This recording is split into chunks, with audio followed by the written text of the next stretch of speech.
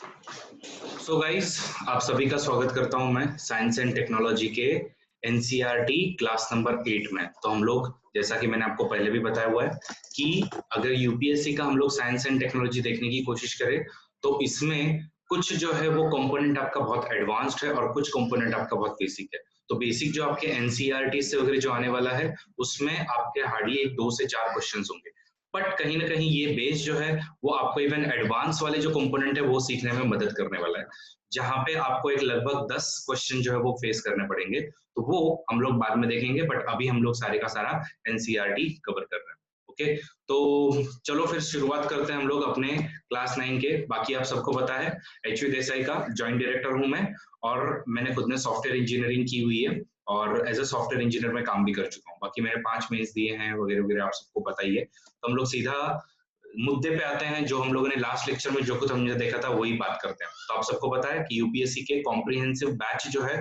वो लॉन्च हो रही है आपकी 30th से, और उसको अभी थोड़ा सा एनसीईआरटी वगैरह हम लोग कवर करके मे बी एक मिड ऑफ द जुलाई वगैरह में शुरू करेंगे।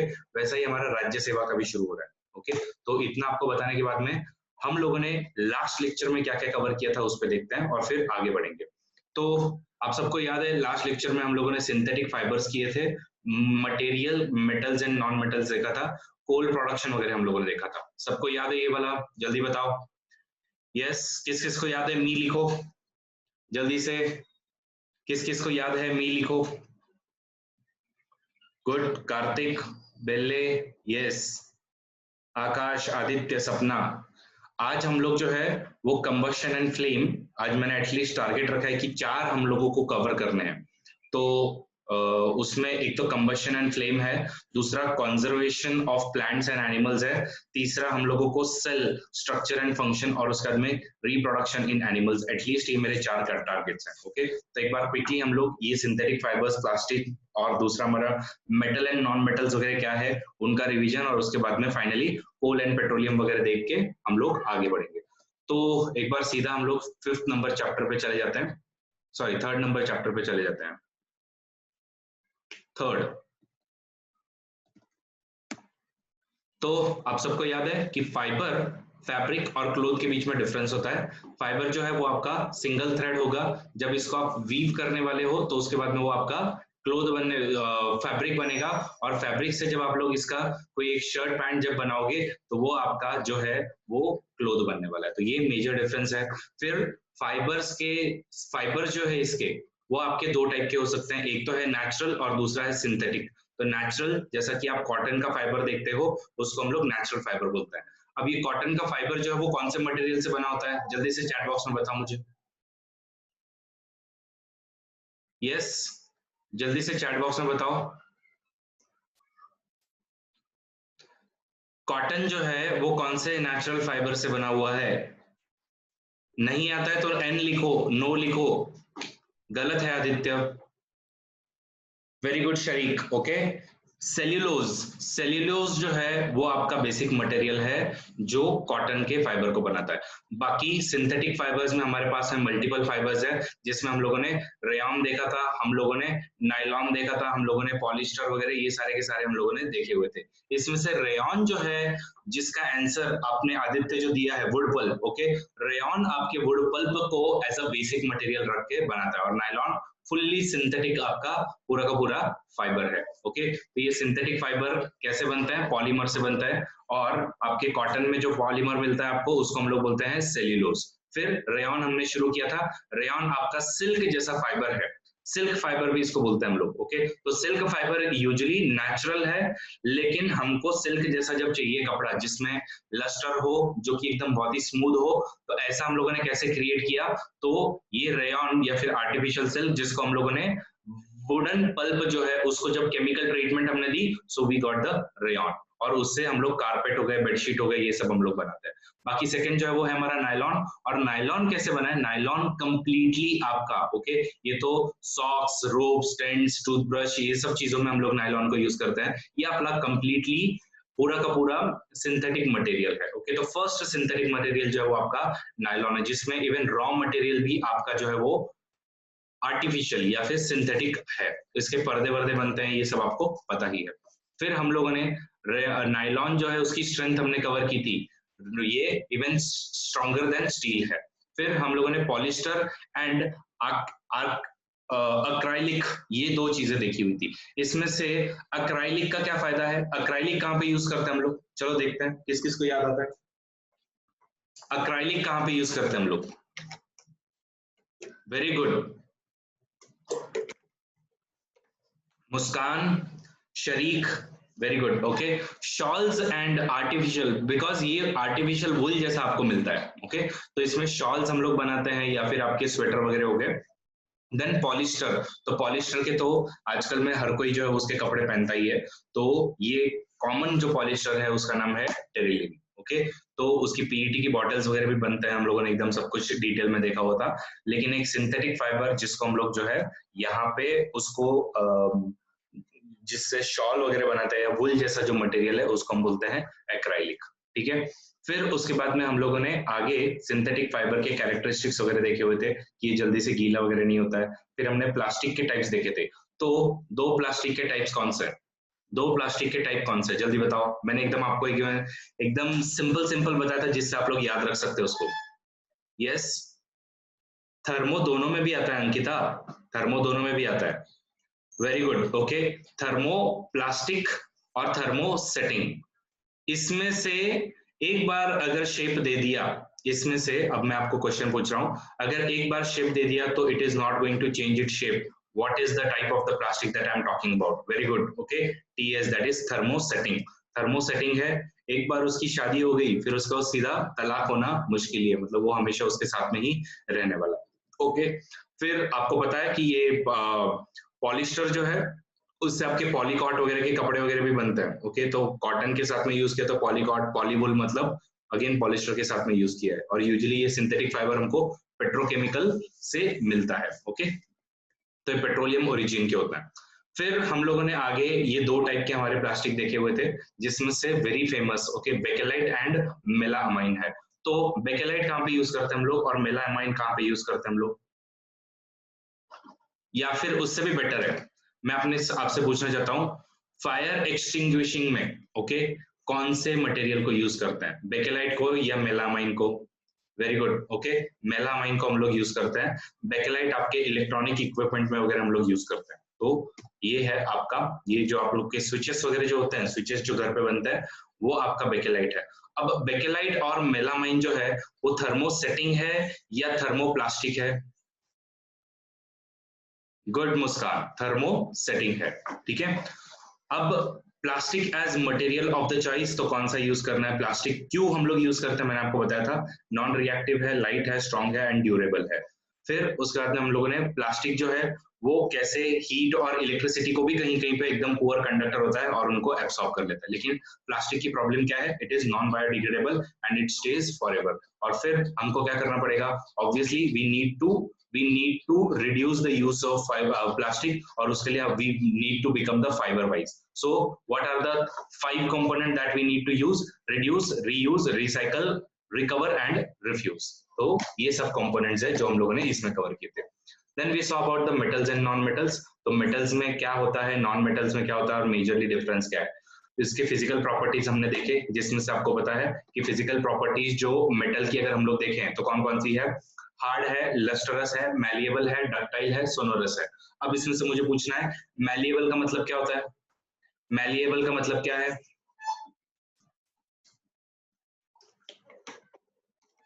Yes, very good, thin sheets बना सकते हैं हम लोग। डक्टाइल का मतलब, वेरी गुड बिल्ले, yes, wires can be made out of them, so that is the second thing about it. फिर we saw about the chemical properties of metals and non-metals, तो उनकी रिएक्शन ऑक्सीजन के साथ में कैसा है। तो अगर ऑक्सीजन के साथ में रिएक्ट करेंगे आपके मेटल्स, ठीक है, मेटल्स अगर ऑक्सीजन के साथ में रिएक्ट करेंगे, उसके बाद में जो भी आपके ऑक्साइड्स बनेंगे वो बेसिक नेचर के होंगे या एसिडिक नेचर के होंगे, very good, okay, basic.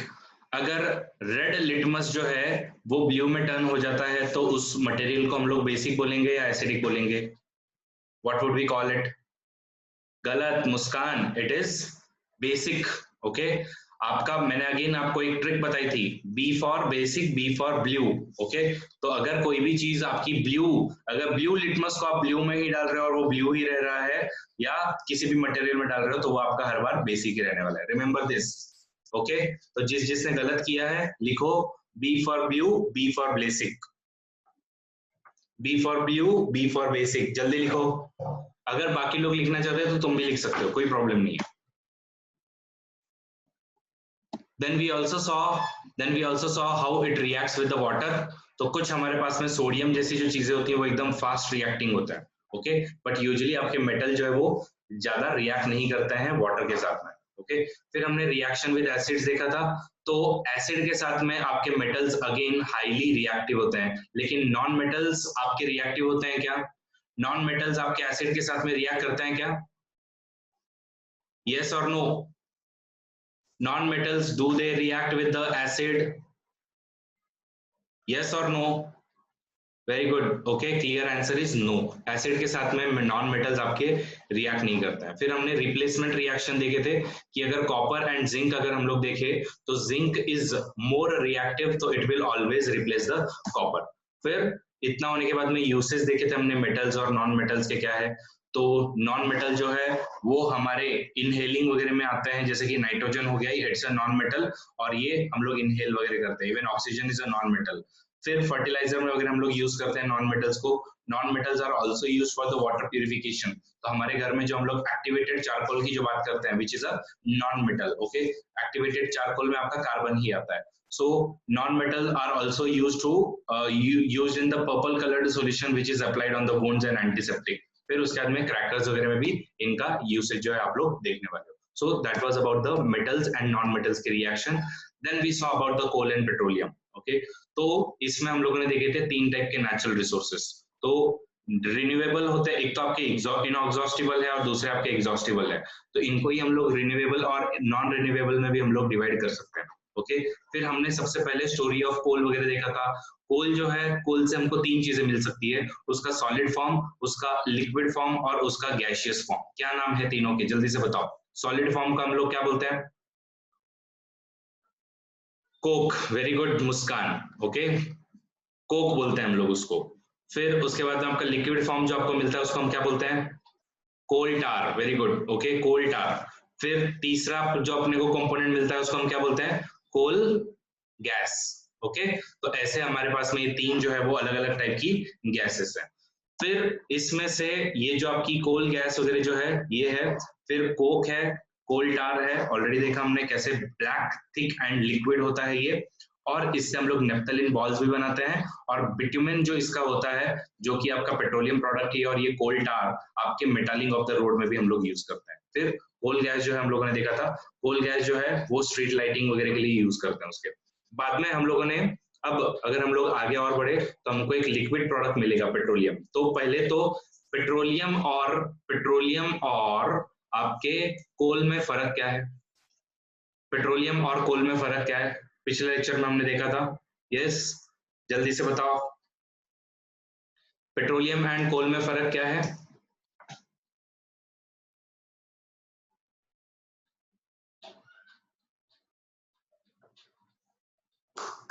No one? अगर you are not going to write anything, just type no. Okay, so coal जो है वो आपके लिविंग प्लांट्स वगैरह जो थे उन लोग जब दब गए उसके बाद में ये उसके हाई प्रेशर और टेम्परेचर में, हाई प्रेशर और हाई टेम्परेचर के अंडर में ये आपका कोल जो बनता है। तो मेजरली ये टेरेस्ट्रियल हुआ करते थे, मतलब क्या, आपके लैंड पे बने थे। जबकि पेट्रोलियम प्रोडक्ट जो भी बने हमारे वो ओशन के अंडर में बने हुए हैं, मतलब ओशनिक जो भी तुम्हारे ऑर्गेनिजम्स होंगे उनके मरने के बाद में वो जब उसके ऊपर में अगेन सेडिमेंटेशन वगैरह होते गया तो उसके बाद में बना। तो ये ओशनिक ओरिजिन का होता है और ये लैंड के ओरिजिन का होता है। तो ये सबसे बड़ा मेजर फर्क है। Okay good. तो पेट्रोलियम, ओके, पेट्रोलियम आपके नेचुरल रिसोर्सेस है। अगेन इसमें भी आपको क्या मिलेगा? एक तो सबसे ऊपर जो है वो आपको गैस मिलेगी, और फिर नीचे आपको ऑयल मिलेगा, और ये ऑयल जो है इसमें मल्टीपल चीजें होती हैं और इसलिए अपने को इसको रिफाइन करना पड़ता है। सबसे पहली जो है वो पेनिसिल्वेनिया में आपको ये रिफाइनरी मिली हुई थी, और अभी ये न्यूज में क्यों चल रहा है, बिकॉज जस्ट देखा हमने आसाम के बागजान में गैस के उधर जो गैस फील्ड है उसमें आग लग गई थी। ओके, तो ये सेपरेशन जो है उसको हम लोग रिफाइनिंग प्रोसेस बोलते हैं, और सेपरेशन के बाद में आपको क्या मिलता है, तो यहाँ पे आप लोग देख रहे हो पेट्रोलियम से आपको क्या क्या मिलने वाला है। तो एक तो आपको गैस मिलेगी, ओके, तो उसको हम लोग बोलते हैं लिक्विफाइड पेट्रोलियम गैस।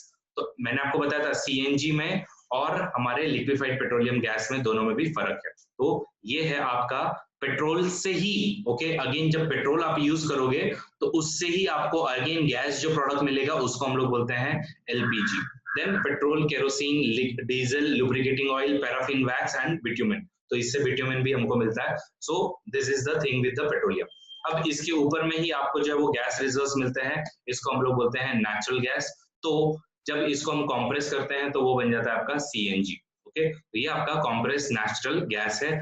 इसका मतलब मैंने आपको already liquefied petroleum gas as well as compressed gas जो है, ओके, या सीएनजी जो है उसके बारे में फर्क समझा दिया है। तो कोल से भी आपकी कोल गैस आती है, लिक्विड आपका जो पेट्रोलियम है उससे भी आपकी जो गैस आती है उसको हम एलपीजी बोलते हैं, इसको हम कोल गैस बोलते हैं, और आपका जो फाइनली गैस तो है ही उसको हम लोग सीएनजी बोलते हैं। ये वाली चीज सबको समझ में आई है? तो जल्दी से वाई प्रेस करो, एवरीवन प्रेस वाई। सब लोग जितने भी लोग यहाँ पे प्रेजेंट है, 21 लोग प्रेजेंट है, मुझे 21 वाई चाहिए फटाफट।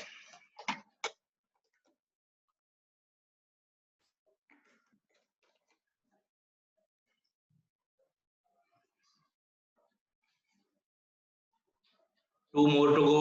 Two people are yet to reply. Who are those? Okay.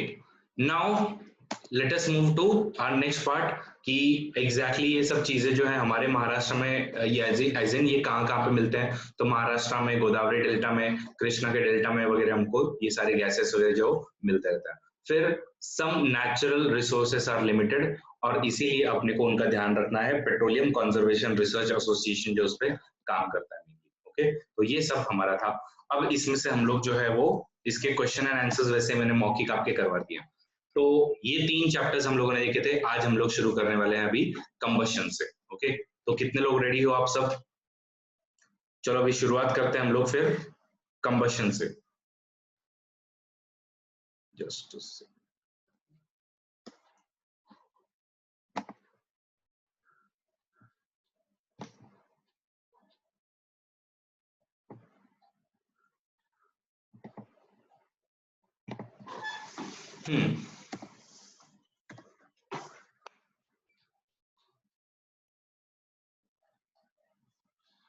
So combustion and flame, ये हमारा टॉपिक है अभी जिसमें हमको पढ़ाई करनी है। तो एग्जैक्टली फ्लेम जो है उसमें सारा का सारा पार्ट जो है वो एकदम हीटेड नहीं होता है। तो समझो अगर मैं आपको फ्लेम बताऊं, ये वाली फ्लेम है, समझो फ्लेम का आपको पता है कि एक 2-3 स्ट्रक्चर आप लोग अलग अलग कलर के देख सकते हो।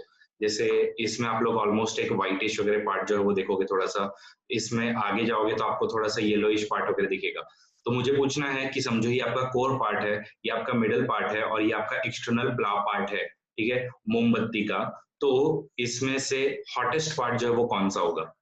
क्या लगता है आपको, सेंट्रल पार्ट, मिडल पार्ट या फिर एक्सटर्नल पार्ट? यस, विधि को लगता है एक्सटर्नल पार्ट है। Okay, anyone central part? ठीक है, चलेगा। सो आंसर इज राइट, और वो क्यों होता है वगैरह वो भी हम लोग बाद में देखने की कोशिश करेंगे। We use different kind of fuel. तो हमारे पास में क्या क्या फ्यूल है? एज अ काउडंग है, वुड है, कोल है, चारकोल है, पेट्रोल है, डीजल है, कॉम्प्रेस्ड नेचुरल गैस है। बट जब हम लोग ऑक्सीजन के प्रेजेंस में इनको जलाते हैं तो सबकी रिएक्शन जो है वो अलग अलग है। किसी में आपका फ्लेम आपको देखने को मिलेगा कंबशन के टाइम पे, और कभी कभी आपको कहीं कहीं पे फ्लेम नहीं दिखने वाला है। ओके, तो जिनमें फ्लेम दिखता है और जिनमें फ्लेम नहीं दिखता है उसके बीच में फर्क क्या है? मतलब आप सबको पता है कि कोल जो है अगर मैं उसको बर्न करूं तो उसमें आपको कभी फ्लेम दिखेगी क्या? समझो ये मेरा कोल है, इसमें मुझे ऐसे आग की लपटें कभी दिखने वाली हैं क्या कोल में? यस और नो? यस और नो? नो। ओके, बट अगर मैं एक कोई वुड ले लूं और वुड में अगर मैं इसको आग लगाऊं तो will I be able to see any flame inside this wood? Answer is yes. Okay, so what is the difference, I mean कि क्या है ऐसा फर्क कि कोल जो है वो विदाउट फ्लेम बर्न होता है जबकि वुड जो है वो विद फ्लेम बर्न होता है? Anyone wants to try that? What is the, why is it the case that coal does not burn with the flame while wood burns with the flame? What is the main reason behind it? Not ignition point. Ignition point is not the reason, Gaurav. Calorific value cannot be the reason again. See, this caloric oxygen तो दोनों को मिलने वाला है बेले. Coal has oxygen within it, no Arushi. Carbon atoms produce no again. Okay, so later you would find it is something, okay, which is related to the vapors. Okay, तो कोल में से कोई भी वेपर जो बाहर नहीं आती, and that is why you cannot see any flame, while when you are burning wood or you are burning a candle, at that time you are able to see the vapors, and these, because of these vapors you are able to see the flame. Okay, तो ये आज के lecture में आप लोगों को इसका ज्ञान जो मिलने वाला है. एनीवेज, चलो स्टार्ट करते हैं हम लोग. So you have already observed कि candle burns with the flame, whereas coal जो है वो आपका it does not burn with the flame.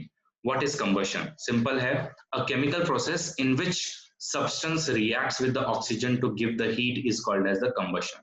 तो सब लोग टाइप करो कि reaction with the oxygen plus giving of the heat is equal to combustion.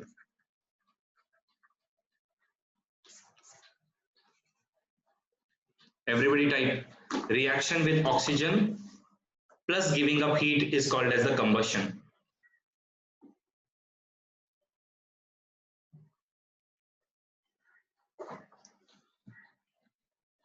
See, there are 21 people.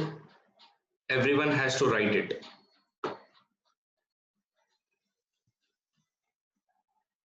Good.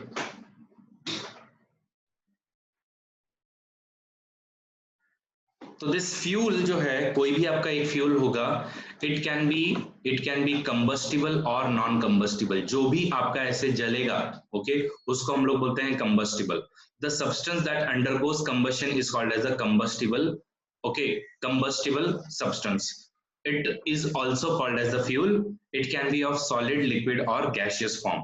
Sometimes light is also given off during the combustion, either as a flame or as a glow. Okay, तो glow जो है वो आपका कोल देगा और आपका ये मोमबत्ती जो है वो आपकी फ्लेम देने वाली है. ठीक है, तो अब इसके बाद में हम लोग आगे समझते हैं कि हमारे बॉडी में भी एक्चुअली ऑक्सीजन जो है वो रिएक्ट करती है हमारे प्रोडक्ट्स के साथ में, actually it gives the heat. तो वो भी एक काइंड ऑफ कंबक्शन ही है, मतलब एग्जैक्ट कंबक्शन नहीं बोल सकते हम लोग, बट इसमें हम लोग क्या करते हैं, पचाते हैं अपने खाने को. हम लोग जब इनहेल करते हैं ऑक्सीजन, तो this oxygen reacts with the products which are present in our body, and that is how we also get the heat. तो एक चीज तो आप सबको पता है कि फॉर हीट, ओके, और for combustion, what is the most important thing that you need, that is oxygen. अगर आपका यहाँ पे ऑक्सीजन की मात्रा अगर कम रही तो कभी भी आपका मोमबत्ती जो बुझ जाने वाला है. ये ऑलरेडी आप लोगों ने बचपन में एक्सपेरिमेंट वगैरह जो है वो किए होंगे. ओके, सो इसीलिए जो है हम लोग कभी भी अगर कभी कहीं पे आग वगैरह लगी हुई है तो what we try to do, आग लगने पे we try to avoid the oxygen, कि ऑक्सीजन सप्लाई जो है उसको हम लोग कम कर देते हैं. अब वो ऑक्सीजन सप्लाई करने के तरीके क्या है हमारे पास में, कि अगर कोई भी जल जाए तो उसके ऊपर जैसे ही हम लोग कंबल वगैरह बिछाते हैं तो उससे क्या होता है, ऑक्सीजन के साथ में इसकी रिएक्शन जो है वो होनी बंद हो जाती है. Okay, and that is why if someone is burned then blanket is usually wrapped around it. दूसरा क्या है, दूसरा है कि ऐसे कभी कभी जब एक्सट्रीम हीट केसेस वगैरह होते हैं उस टाइम पे भी हम लोग ट्राई करते हैं कि ऑक्सीजन जो है वो हम लोग कैसे कम कर सके. So you might have heard when the clothes of a person catches the person is covered with the blanket to extinguish the fire. Why? Because इससे हम लोग जो है वो मेनली ऑक्सीजन का सप्लाई यहाँ पे इसका बंद कर देता है. ठीक है, तो यही जो है वो मेजर फर्क पड़ता है आपका. फिर इसमें इसमें आपके फॉरेस्ट फायर भी कभी कभी जो है वो लग जाते हैं जब आपका टेम्परेचर जो है वो थोड़ा सा एक डिग्री के ऊपर जब पहुंच जाता है, तो या तो ये फायर जो है वो मैन मेड हो सकती है या फिर आपके नेचुरल हो सकती है। और अभी दो फायर काफी फेमस है, आप सबने सुना होगा, अमेजोन के फॉरेस्ट फायर्स और उसके बाद में ऑस्ट्रेलिया के बुश फायर्स। ओके, तो ये यूजुअली कभी कभी नेचुरली लगते ही रहती है, लेकिन इसमें कहीं ना कहीं प्रॉब्लम क्या है, ऐसा बोल रहे हैं कि आजकल ये फायर जो है वो मैन मेड फायर्स है। और ये मैन मेड फायर्स हम लोग फॉरेस्ट में क्यों लगा रहे हैं, कोई बता सकता है क्या? Why man made fires are being created in the forest? Any reasons?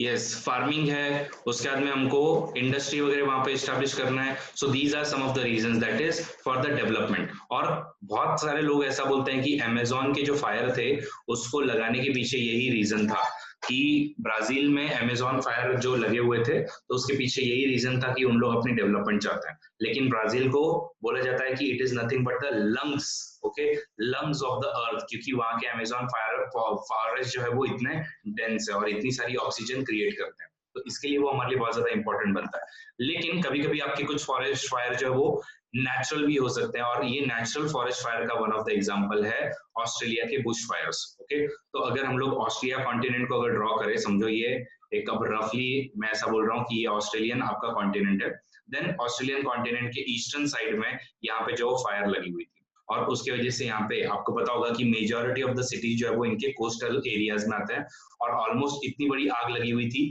कि उसमें गाइस 1 बिलियन एनिमल्स जो है वो मर गए। तो ऑस्ट्रेलिया कौन कौन से एनिमल्स के लिए फेमस है, कोई मुझे बताएगा? ऑस्ट्रेलिया कौन कौन से एनिमल्स के लिए फेमस है, कोई मुझे बताएगा? कैंगारूज, यस। उसके अलावा आजकल वो एनिमल जो है वो बहुत ज्यादा फेमस है, very good, koalas. In animal के स्पीशीज को हम लोग क्या बोलते हैं? सो दे आर सब group of the mammal, okay. और मैमल्स के इनके स्पीशीज को हम लोग क्या बोलते हैं? जो कैंगारूज वगैरह हो गए या फिर आपके कोआलास वगैरह हो गए। यस, कैमल्स इसलिए थे क्योंकि कैमल्स वहां पे बहुत ज्यादा पानी पी रहे और अभिलाष उनको काट रहे थे। इसको क्या बोलते हैं? एनीवन? मार्सुपियल।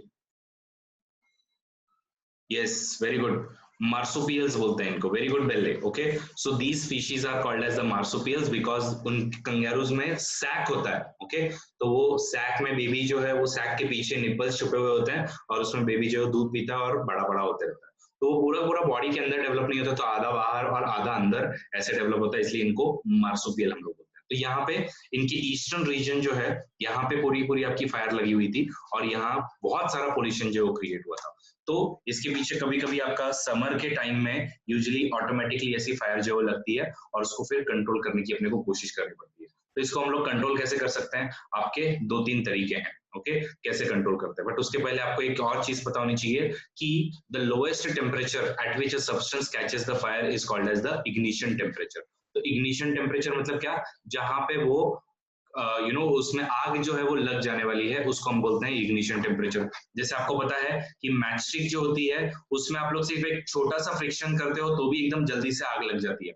बट वही अगर आप लोग एक बड़े से वुड को, अगर आपके पास में बहुत बड़ा वुड का पीस है, उसको अगर आप लोग आग लगाने जाओगे तो उसमें बहुत ज्यादा टाइम वगैरह आप लोगों का लगता है। तो ऐसा क्यों है? बिकॉज ऑब्वियसली मैच स्टिक का एज वेल एज वुड का इग्निशन टेम्परेचर जो वो अलग अलग है।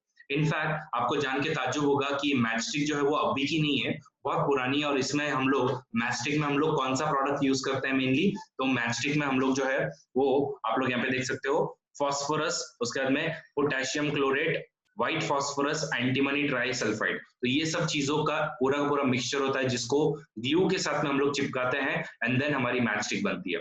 तो the history of matchstick is very old. More than 5,000 years ago, small piece of the pine wood dipped in the sulfur were used as a matches in the ancient Egypt. मतलब Egypt में आप लोग 5,000 साल पहले से देख सकते हो, ओके, कि क्या करते थे कि सल्फर जो है, सल्फर बहुत ही ज्यादा एकदम बर्निंग कंपोनेंट है, तो सल्फर में उसको डिप करके यहाँ पे पाइन वुड जो है, तो पाइन जो है वो आपका एक टाइप का पेड़ होता है जो कि सॉफ्ट वुड का बना होता है, तो ये बहुत जल्दी से जल सकता है। आपका हार्डवुड जो है वो जल्दी नहीं जलेगा। तो दो टाइप के वुड होते हैं, एक सॉफ्ट वुड होगा और एक हार्डवुड होगा। तो हार्डवुड जो है वो एकदम हार्ड रहने वाला है आपका, और सॉफ्टवुड जो है वो यूजुअली हम लोग पेपर इंडस्ट्री में वगैरह जो यूज करते हैं, और हार्डवुड जो है वो आपका टिम्बर इंडस्ट्री में वगैरह हम लोग यूज करते हैं, जो आपका लकड़ी वकड़ी हम लोग बनाते हैं, तो घर वगैरह बनाने के लिए हो गया, तो वहां पे हार्डवुड यूज होता है। तो इसका ये सॉफ्टवुड जो है उसको यूज किया जाता था, तो उसको सल्फर में डिप करके इन लोग पहले से ही रखते थे। लेकिन आजकल धीरे धीरे क्या किया, उसको over the period antimony trisulphide, potassium chlorate and white phosphorus, इन चीजों को इन्होंने गम के साथ में रखा और उसके बाद में उसको आग लगाना शुरू किया। तो when struck against the rough surface, white phosphorus जो है वो सबसे पहले इग्नाइट होता है आपका फ्रिक्शन की वजह से। This starts the combustion of the match. However white phosphorus prove to be a very dangerous product for both the workers involved in the manufacturer as well as जो उसके यूजर्स हुआ करते थे। तो व्हाइट फास्फोरस बहुत ज्यादा problem create करता है, और इसलिए we wanted to avoid this. तो these days head of the safety match, okay, contains only antimony trisulfide and potassium chloride. The rubbing surface has powdered glass and little red phosphorus. तो rubbing surface के ऊपर में आपका red phosphorus होगा और glass होगा, और जो आपका मेन जो तीली है, तो वो तीली के ऊपर में आपका क्या रहेगा, एंटीमनी ट्राइसल्फाइड एंड पोटेशियम रहेगा, which is much less dangerous. तो red phosphorus आपका less dangerous है। When the match is stuck against the rubbing surface, some red phosphorus gets converted into white phosphorus. This immediately reacts with the potassium chlorate. Okay, तो potassium chlorate के साथ में लगते ही वो पूरी पूरी आग जो है वो आपकी लगा देता है, और फिर आपकी एंटीमनी ट्राइसल्फाइड में भी कंबशन होता है, और ऐसे आपकी मैच स्टिक जो है जलती है। तो अब तक आप लोगों ने कभी सोचा था क्या कि ये इतनी कॉम्प्लेक्स प्रोसेस है कि इसमें कैसे जो है वो आपका मैच स्टिक जो है, तो मैच स्टिक में यहाँ पे जो आप लोग ये वाला पार्ट देखते हो, तो इसमें हम लोग ऑलरेडी यहाँ पे red phosphorus as well as glass जो है उसका सरफेस रखते हैं, और इसीलिए यहाँ पे आपका एकदम रफ सरफेस होगा। और बाकी फिर आपकी जो तीली होगी, वो तीली पे हमारे दो मटेरियल होंगे, कौन कौन से, एक होता है आपका एंटीमनी ट्राइसल्फाइड और दूसरा होता है आपका पोटेशियम क्लोरेट। ओके, फिर जब हम लोग इस पे स्ट्राइक करते हैं तो इधर का आपका रेड फास्फोरस जो है वो फट से व्हाइट फास्फोरस में कन्वर्ट हो जाता है, और व्हाइट फास्फोरस का आपको पता है इग्निशन टेम्परेचर बहुत ही कम है, तो ये पहले जलेगा, और ये जलते ही आपका यहाँ पे आपका सबसे पहले इट वुड फाइट विद और it would burn with the potassium chlorate, तो पोटेशियम क्लोरेट में आग लगाएगा, और पोटेशियम क्लोरेट जो है वो आपका आगे एंटीमनी ट्राइसल्फाइड में आग लगाएगा, और ऐसे कंबशन प्रोसेस जो है वो आपकी पूरी होती है मैच स्टिक की। सबको ये मैच स्टिक की प्रोसेस समझ में आई है क्या, जल्दी बताओ, यस लिखो अगर समझ में आया है तो। और आपको याद है जितना अच्छे से समझ में आया उतने आप लोग वाई प्रेस करते हो। ओके, ज्यादा और अच्छे से समझ में आया आप लोग एक्स्ट्रा वाई रखो, अगर एक ही बार आया तो वाई रख सकते हो आप लोग।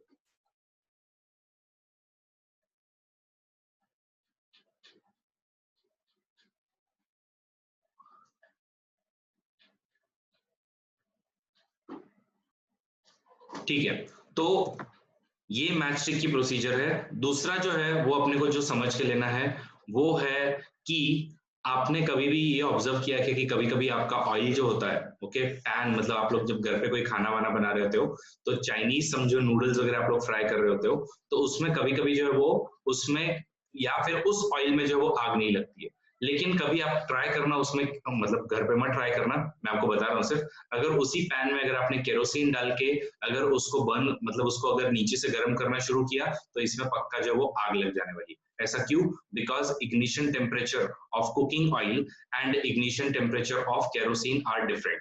तो इसमें लो इग्निशन टेम्परेचर पे ही इसका टेम्परेचर, मतलब इसका इग्निशन टेम्परेचर जो है वो काफी लो है, तो इसलिए जो है वो केरोसिन में आग लग जाएगी अगर उसको पैन में आपने रखा तो, लेकिन वही कुकिंग ऑयल को आग नहीं लगने वाली है, in spite you are going to provide the heat to it. Okay, so that is the major difference, और इसीलिए जो है वो आप लोगों का ऐसा ये ऑयल जो है इनमें मेन फर्क है। तो इग्निशन टेम्परेचर जो है इसलिए बहुत ज्यादा मैटर करता है। और जो प्रोडक्ट एकदम जल्दी से आपके बर्न हो जाए, उसको हम लोग इसलिए कंबस्टिबल प्रोडक्ट बोलते हैं। और इसीलिए आपने सुना होगा रेलवे में वगैरह, वहां पे आप लोगों को ये प्रोडक्ट्स लेके नहीं जाने देते, क्योंकि सिंपल है, कभी कभी अगर समर में वगैरह अगर आप कैरोसिन लेके जा रहे हो तो पूरी पूरी बोगी आप लोग जला सकते हो, बिकॉज उसका इग्निशन टेम्परेचर जो वो काफी लो होता है। दूसरा है, इग्निशन टेम्परेचर को लो करने का हमारे पास में एक और तरीका होता है कि कभी अगर आप कैरोसिन को एज अ एक फनेल में वगैरह आप लोग एक पेपर में डाल के रखो, और सॉरी ये पेपर को अगर आप लोग जलाने की कोशिश करो, तो अगर आप ऐसे नॉर्मली जब इस कप को जलाओगे तो ये फट से जल जाएगा, बट अगर उसमें थोड़ा सा आपने पानी वगैरह डाल के रखा हुआ है तो ये धीरे जलने वाला है। मतलब क्या है कि अगर टेम्परेचर हम लोग किसी तरीके से अगर कम कर दे तो अगेन हम लोग इसका कंबशन जो है वो रोक सकते हैं। तो इसीलिए फायर फाइटर्स जो है वो क्या करते हैं, फायर फाइटर्स आपका वाटर का सप्लाई उस पर देते हैं, क्योंकि वाटर के सप्लाई से क्या होता है, उधर का टेम्परेचर जो है वो आप लोग समहाउ लोअर कर देते हो। तो आजू बाजू में समझो ये पूरा पूरा आग लगा हुआ है यहाँ पे, तो when you sprinkle the water over it, so what happens is temperature gets low, और टेम्परेचर लो होने के बाद में क्या होने वाला है, आपका फिर जो कंबशन होना चाहिए, बिकॉज कंबशन के लिए आपको पता है इग्निशन टेम्परेचर चाहिए, तो वो इग्निशन टेम्परेचर रीच नहीं हो पाता है, and that is why we use the water. तो ये पेपर वाला एग्जांपल सिर्फ आपको यही बता रहा है कि वाटर हम लोग क्यों यूज करते हैं। Reason is simple, because we are lowering the temperature so that ignition temperature is not reached, and this is how we douse the fire. दूसरा तो यहीं पे है कि inflammable substances कौन से होते हैं, but sir water also contains the oxygen. Yes, but remember this, it is bound with the hydrogen, dear Ankita. वो फ्री ऑक्सीजन होता है क्या? Answer is completely no. ये आपका जो है वाटर जो है वो आपका बाइंडेड होता है ऑक्सीजन के साथ, हाइड्रोजन के साथ में। समझ रहे हैं अंकिता? ऐसे तो वरना आप घर में कभी भी आप पानी में आग लगा देते। पानी में आग क्यों नहीं लगती है? क्योंकि पानी में सिर्फ गानों में ही आग लगती है, ऐसे रियल लाइफ में आपकी कभी आग नहीं लगती है। उसका रीजन यही है क्योंकि वो ऑलरेडी हाइड्रोजन के नो कंपोनेंट के साथ में आपका बाइंड होता है already. Yes, so the heat supplied to the paper cup is transferred to water by conduction. Okay, तो ऐसे हम लोग जो है, so in the presence of the water the ignition temperature of the paper is not reached, और इसलिए it does not burn. So the substance, okay, which have very low ignition temperature are called as the inflammable substances.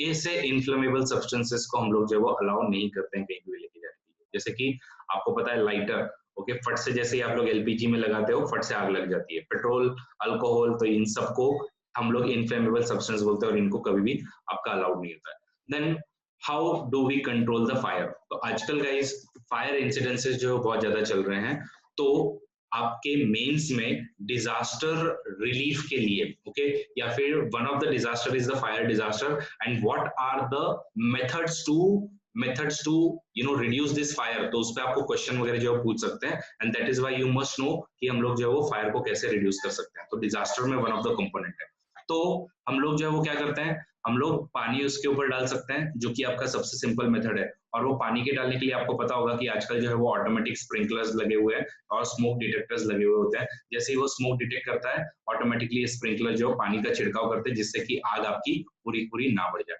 तो ये पानी हम लोग क्यों डालते हैं? Because you know the temperature is brought below its ignition temperature, so that पूरी पूरी आग जो हम लोग कम कर सकते हैं। ओके, तो मेनली आपको क्या समझ रहा है कि फ्यूल, एयर एंड आपका अगेन हीट जो है, अगर हम लोग इसको कम करें तो हम लोग एनी हाउ आपके किसी भी आग को हम लोग बुझा सकते हैं। तो उसी में आपका one of the common component जो आप लोग हर लाइफ में यू नो देखते हो, वो है आप लोगों का एक्सटिंग्विशर, फायर एक्सटिंग्विशर। लेकिन ये फायर एक्सटिंग्विशर में कौन सा कंपोनेंट यूज करते हैं हम लोग? वाटर यूज करते हैं क्या? फायर एक्सटिंग्विशर में हम लोग क्या यूज करते हैं? वाटर यूज करते हैं क्या? Very good, okay, we use the CO2 का प्रिंसिपल। लेकिन ये CO2 कैसा होता है? कंप्रेस्ड CO2 होता है। कंप्रेशन का मीनिंग क्या है? सिंपल है कि एक समझो आपकी क्लासरूम है, उसमें इसमें ओके एक 50 लोग बैठ सकते हैं, बट मैं जब इनको 100 लोगों को जब एकदम बिठा रहा हूं तो क्या होने वाला है? 100 लोग जो ठीक से बैठ नहीं पाएंगे, तो कोई इससे चिपकेगा उससे चिपकेगा, तो ये प्रॉब्लम होता है। दूसरा फिर हम लोग क्या करते हैं? ड्राई आइस नहीं यूज करते हैं। ओके, ड्राई आइस अलग चीज है, यहाँ पे कॉम्प्रेस्ड CO2 होती है आपकी। ओके, ड्राई आइस जो है वो आपका सॉलिड प्रोडक्ट होता है। Remember this Belle and Gaurav, okay, remember this, there is a difference between high pressure and the state of the components. Are you getting this? Gaurav and Belle? Okay good. So this solid material, तो ये solid material होता है anyways. तो इसमें compression मतलब क्या होता है कि आप एकदम कम जगह में बहुत सारा, जब आप कार्बन डाइऑक्साइड भर दो तो वो आपका कॉम्प्रेशन होने वाला है। तो ऐसा ही इसमें भी होता है आपके फायर एक्सटिंग्विशर में। अब मुझे ये बताओ कि CO2 जो है वो कैसे आग को बुझा देती है, मतलब what is the effect that it has so that fire is extinguished. कोई बता सकता है क्या? What is the effect that it generates? Cuts the oxygen supply. And how how it cuts the oxygen supply?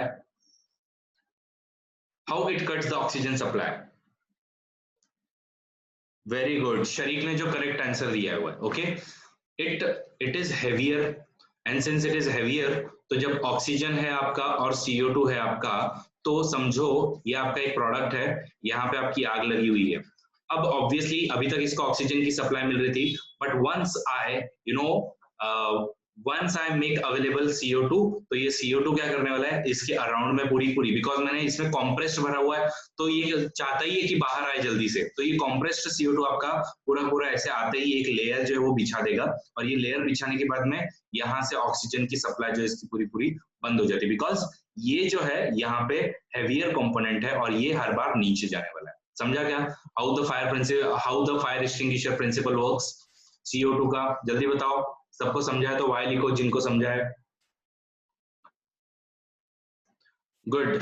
So simple है, when wood और paper are on the fire, तो हम लोग जो है उसमें आपका CO2 वगैरह जो है वो यूज करते हैं। तो ये आपका थोड़ा सा हेवियर होने की वजह से। और इवन वाटर हम लोग क्यों यूज करते हैं कि वाटर हम लोग क्यों यूज नहीं करते हैं कि कभी कभी आपका जो प्रोडक्ट वगैरह होता है, तो water is heavier than the oil, और फिर उसमें कभी कभी इलेक्ट्रिकल इक्विपमेंट वगैरह जो है तो उनको पूरा पूरा इन लोग खराब कर सकते हैं, वाटर जो है वो खराब कर सकता है। Plus water is also good conductor of the heat.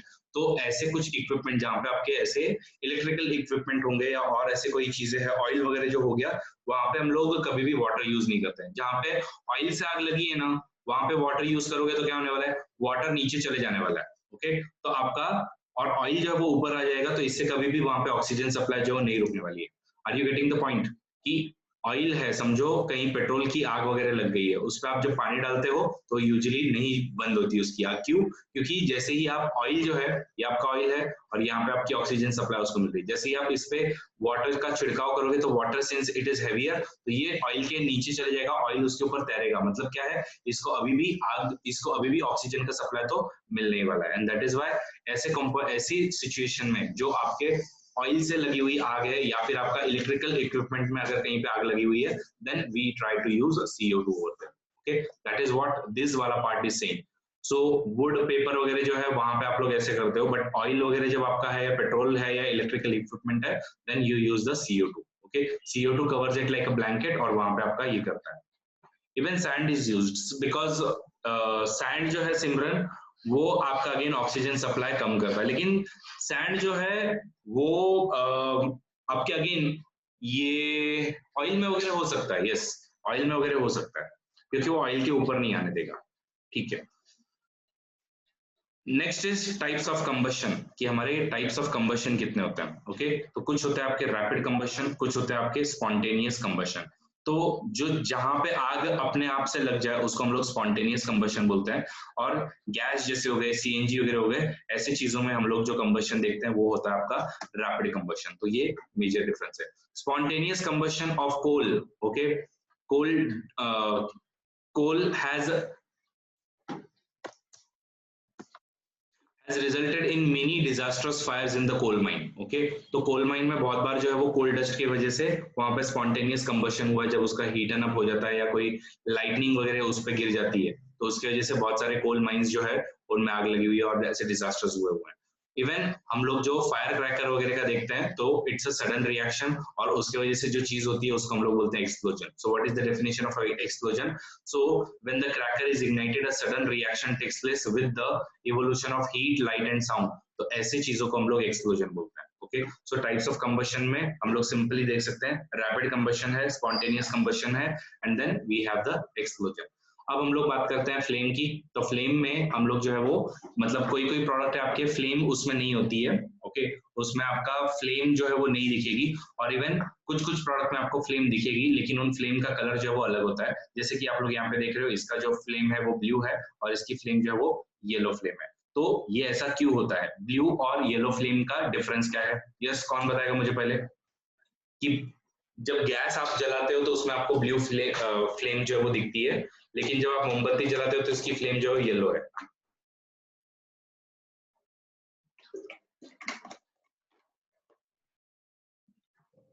Very good Vidhi, okay and Vivek. So simple है, जब कंबशन आपका पूरा का पूरा हो जाए, ओके, जब कंप्लीट कंबशन होगा तो उसमें आपको ब्लू फ्लेम दिखने वाली है, और जब आपका अधूरा होने वाला है तो उसमें आपको येलो फ्लेम दिखने वाली है। एंड इनफैक्ट आप ऐसे कभी गैस के ऊपर में, ओके, गैस के ऊपर में आपके बर्तन जो है वो कभी काले नहीं होने वाले हैं। बट वही अगर यही बर्तन अगर आप लोगों ने चूल्हे पे रखे हुए हैं तो चूल्हे पे रखे हुए बर्तन जो नीचे से आपके काले होने वाले हैं। रीजन क्या है? वुड जो है वो आपका इनकम्प्लीट कंबशन करता है, और उसमें आपके अगेन कोल का मटेरियल जो है या आपका कार्बन जो है, तो वो कार्बन का मटेरियल आपका और निकलता है। उसके अलावा उसमें कार्बन डाइऑक्साइड तो निकलती है, लेकिन कार्बन मोनोऑक्साइड भी वहां से जनरेट होती है। लेकिन लेकिन जहां पे गैस होते हैं हमारे, तो गैस में क्या होता है, क्योंकि यहाँ पे इनका पूरा का पूरा कंबशन होता है, इसलिए वहां पे ब्लू आपकी फ्लेम दिखती है। इसलिए वहां से आपका कार्बन का अगेन कोई भी आपका कार्बन कंपोनेंट नहीं निकलेगा, और निकलेगा वो आपका कार्बन डाइऑक्साइड निकलेगा, और कार्बन मोनोऑक्साइड एकदम कम मात्रा में आपकी निकलने वाली है, लेकिन कार्बन एकदम कम निकलेगा। इसलिए कभी भी आपके बर्तन जो गैस पे काले नहीं होने वाले। ओके, सो जैसा कि विवेक ने और विधि ने बताया है कि आपका कंबशन जो है ब्लू फ्लेम में पूरा का पूरा कंप्लीट होता है और येलो फ्लेम में कंप्लीट नहीं होता है। कम ऑन गाइस, सबको ये वाली चीज समझिए क्या? जल्दी से वाई लिखो everyone. Good. So simply you can see ये हमारा टाइप है। ओके, अब इसमें ऑब्जर्वेशन वगैरह हम लोग नहीं देख रहे हैं, बट ये सब्सटेंसेस में सिर्फ यही फर्क है, फुल कंबशन और कम कंबशन का। इसी में मुझे अभी आपसे एक पूछना है, ओके, कि आजकल जो है वो एक स्कीम प्रमोट की जा रही है जिसके थ्रू एलपीजी के कनेक्शन जो है वो सारे घरों में पहुंचाए जा रहे हैं। 8 करोड़ महिलाओं को ये एलपीजी कनेक्शन पहुंचाने वाले हम लोग। उस स्कीम का नाम क्या है? एनीवन? यस, वेरी गुड ज्योति। ओके, स्कीम का नाम है उज्जावाला, मतलब उज्ज्वला स्कीम है, लेकिन उसकी स्पेलिंग में डबल जे आता है आपका। ओके, डबल जे है इसलिए उसको हम लोग उज्ज्वला बोलते हैं। मैं उसको उज्जावाला बोलता हूं ताकि मैं कभी भूलूं नहीं कि उसमें डबल जे आता है। ओके, यस, तो प्रधानमंत्री उज्ज्वला योजना ऐसा पूरा उसका नाम है। तो ये उज्ज्वला स्कीम जो है वो हम लोगों ने लॉन्च क्यों की है? रीजन उसका वही है, जो हम लोग नॉर्मल डेज में जो हम वुड यूज करते हैं उससे क्या होता है, उससे आपका इनकम्प्लीट कंबशन होगा येलो फ्लेम के साथ में। इनकम्प्लीट कंबशन की वजह से क्या होने वाला है, कार्बन डाइऑक्साइड आपका एक्स्ट्रा जनरेट होता है, उसी के अलावा कार्बन मोनोऑक्साइड भी आपका जनरेट होता है, और आपका अगेन वो ब्लैक सूट वगैरह है या अगेन आपका कार्बन वगैरह जो है वो भी जनरेट होता है, जो कि अगेन उन वुमन के लंग्स में जाता है, और उसकी वजह से उन लोगों को जो है वो खास करके ओके उनको लंग्स के प्रॉब्लम होते हैं। मेरे दादी को अस्थमा था, ओके, और उस अस्थमा के पीछे रीजन जो था वो यही था कि एक छोटा सा आपका किचन है, उसमें कंटिन्यूअसली वो जो है ये कार्बन को इनहेल कर देते। तो पार्टिकुलेट मैटर्स होता है, पार्टिकुलेट मैटर्स 10 माइक्रोन के होते हैं और 2.5 माइक्रोन के होते हैं, ये आपके लंग्स को बहुत ज्यादा डैमेज है वो पहुंचाते हैं। तो इसके लिए फिर अभी हम लोगों ने क्या किया है, इनको वुड से हटा दिया है और इनको हम लोग एलपीजी का कनेक्शन दे रहे हैं, ताकि उनके लंग्स जो है वो अच्छे रहे और उनको ये प्रॉब्लम ना हो। तो एयर पोल्यूशन जो है वो 2 टाइप का होता है। एयर पोल्यूशन जो है वो 2 टाइप का होता है, जिसमें से एक टाइप तो आपको अच्छे से पता है, कौन बताएगा? जिसको हम लोग आउटडोर एयर पोल्यूशन बोलते हैं। ओके, तो outdoor air pollution is very much common and very much known, लेकिन इंडोर एयर पोल्यूशन के बारे में लोगों को अवेयरनेस नहीं है। और इंडोर एयर पोल्यूशन में भी लगभग समझो यहाँ पे एक आपके 40 या 42 lakh people if are dying every year, then 38 lakh people are dying because of the indoor air pollution, and we are very much neglecting this indoor air pollution that needs to be stopped now. और ये indoor air pollution जो है वो आपका किस वजह से होता है? अगेन वही चूल्हे पे खाना वगैरह बनाने से। इवन इंडोर पोल्यूशन जो है जब आप लोग परफ्यूम या फिर सेंट वगैरह जब लगा रहे हो ना, इवन उससे भी होता है। आपके घर में जो पेंट वगैरह होगा उससे भी आपका इंडोर पोल्यूशन होता है, एंड इसकी वजह से बहुत सारे लोग 38 lakh people are dying every year due to indoor air pollution. और इसीलिए हम लोगों ने एलपीजी की अगेन ये वाली जो फैसिलिटी जो प्रोवाइड की हुई थी। तो ये blue flame and yellow flame इसके बारे में बता रहा हूँ। यस, इंसेंस स्टिक वगैरह जो है ये भी आपका जो है वो इंडोर पोल्यूशन आपका जनरेट करते हैं। By the way outdoor pollution का एक और नाम है, उसको हम बोलते हैं एम्बिएंट एयर पोल्यूशन। ओके, तो एम्बिएंट एयर का मीनिंग सिंपल होता है अनकन्फाइंड एयर। ओके, एम्बिएंट का मीनिंग होता है अनकन्फाइंड, सो एम्बिएंट एयर पोल्यूशन मतलब जो आपकी आउटडोर जो पोल्यूशन, जो आउटडोर आपका जो एयर होता है उसको हम लोग एम्बिएंट एयर बोलते हैं। Anyways, so that was about it. Now let us talk about the flames now. अब ये फ्लेम जो है इसमें अगर हम लोग देखें तो इसके फ्लेम के सारे अगर टेम्परेचर हम देखें तो हॉटेस्ट पार्ट जो है it is always the outside का पार्ट, जो आपका थोड़ा सा रेडिश पार्ट होगा। मॉडरेटली हॉट आपका बीच में होगा और सबसे लीस्ट हॉट जो है वो आपका एकदम सेंटर में होने वाला है। तो इसीलिए जो है, इसीलिए जब आपका गोल्ड स्मिथ मतलब जो सोनार होता है वो क्या करता है, वो आउटर मोस्ट जो आपकी फ्लेम होती है ना उस पे वो फूंक मारता है और उसको एकदम एकदम प्रेशराइज्ड मैनर में गोल्ड के ऊपर लेके जाता है ताकि वो बर्न हो जाए और पिघल जाए। ओके, तो ये है आपका फ्लेम के बारे में। तो आपको बता रहा हूँ कि फ्लेम के साथ में बर्न क्यों होते हैं। एक तो मैंने आपको बताया it is because of the vapour. So अगर आप देखो तो इसमें आपको क्या दिखेगा, there you will always find the vapour and because of the vapour there is always the flame. लेकिन वही कोल में आपको फ्लेम क्यों नहीं दिखती है, बिकॉज कोल जो है वो कोई भी वेपर जो है वो डिस्चार्ज नहीं करता है। So the substances which vaporizes during the burning gives the flame. For example, kerosene oil हो गया, molten wax हो गया, okay. But charcoal on the other hand does not vaporizes and so does not produces a flame. समझ में आया क्या? जल्दी से सब लोग टाइप करो vapors. Everybody type vapors.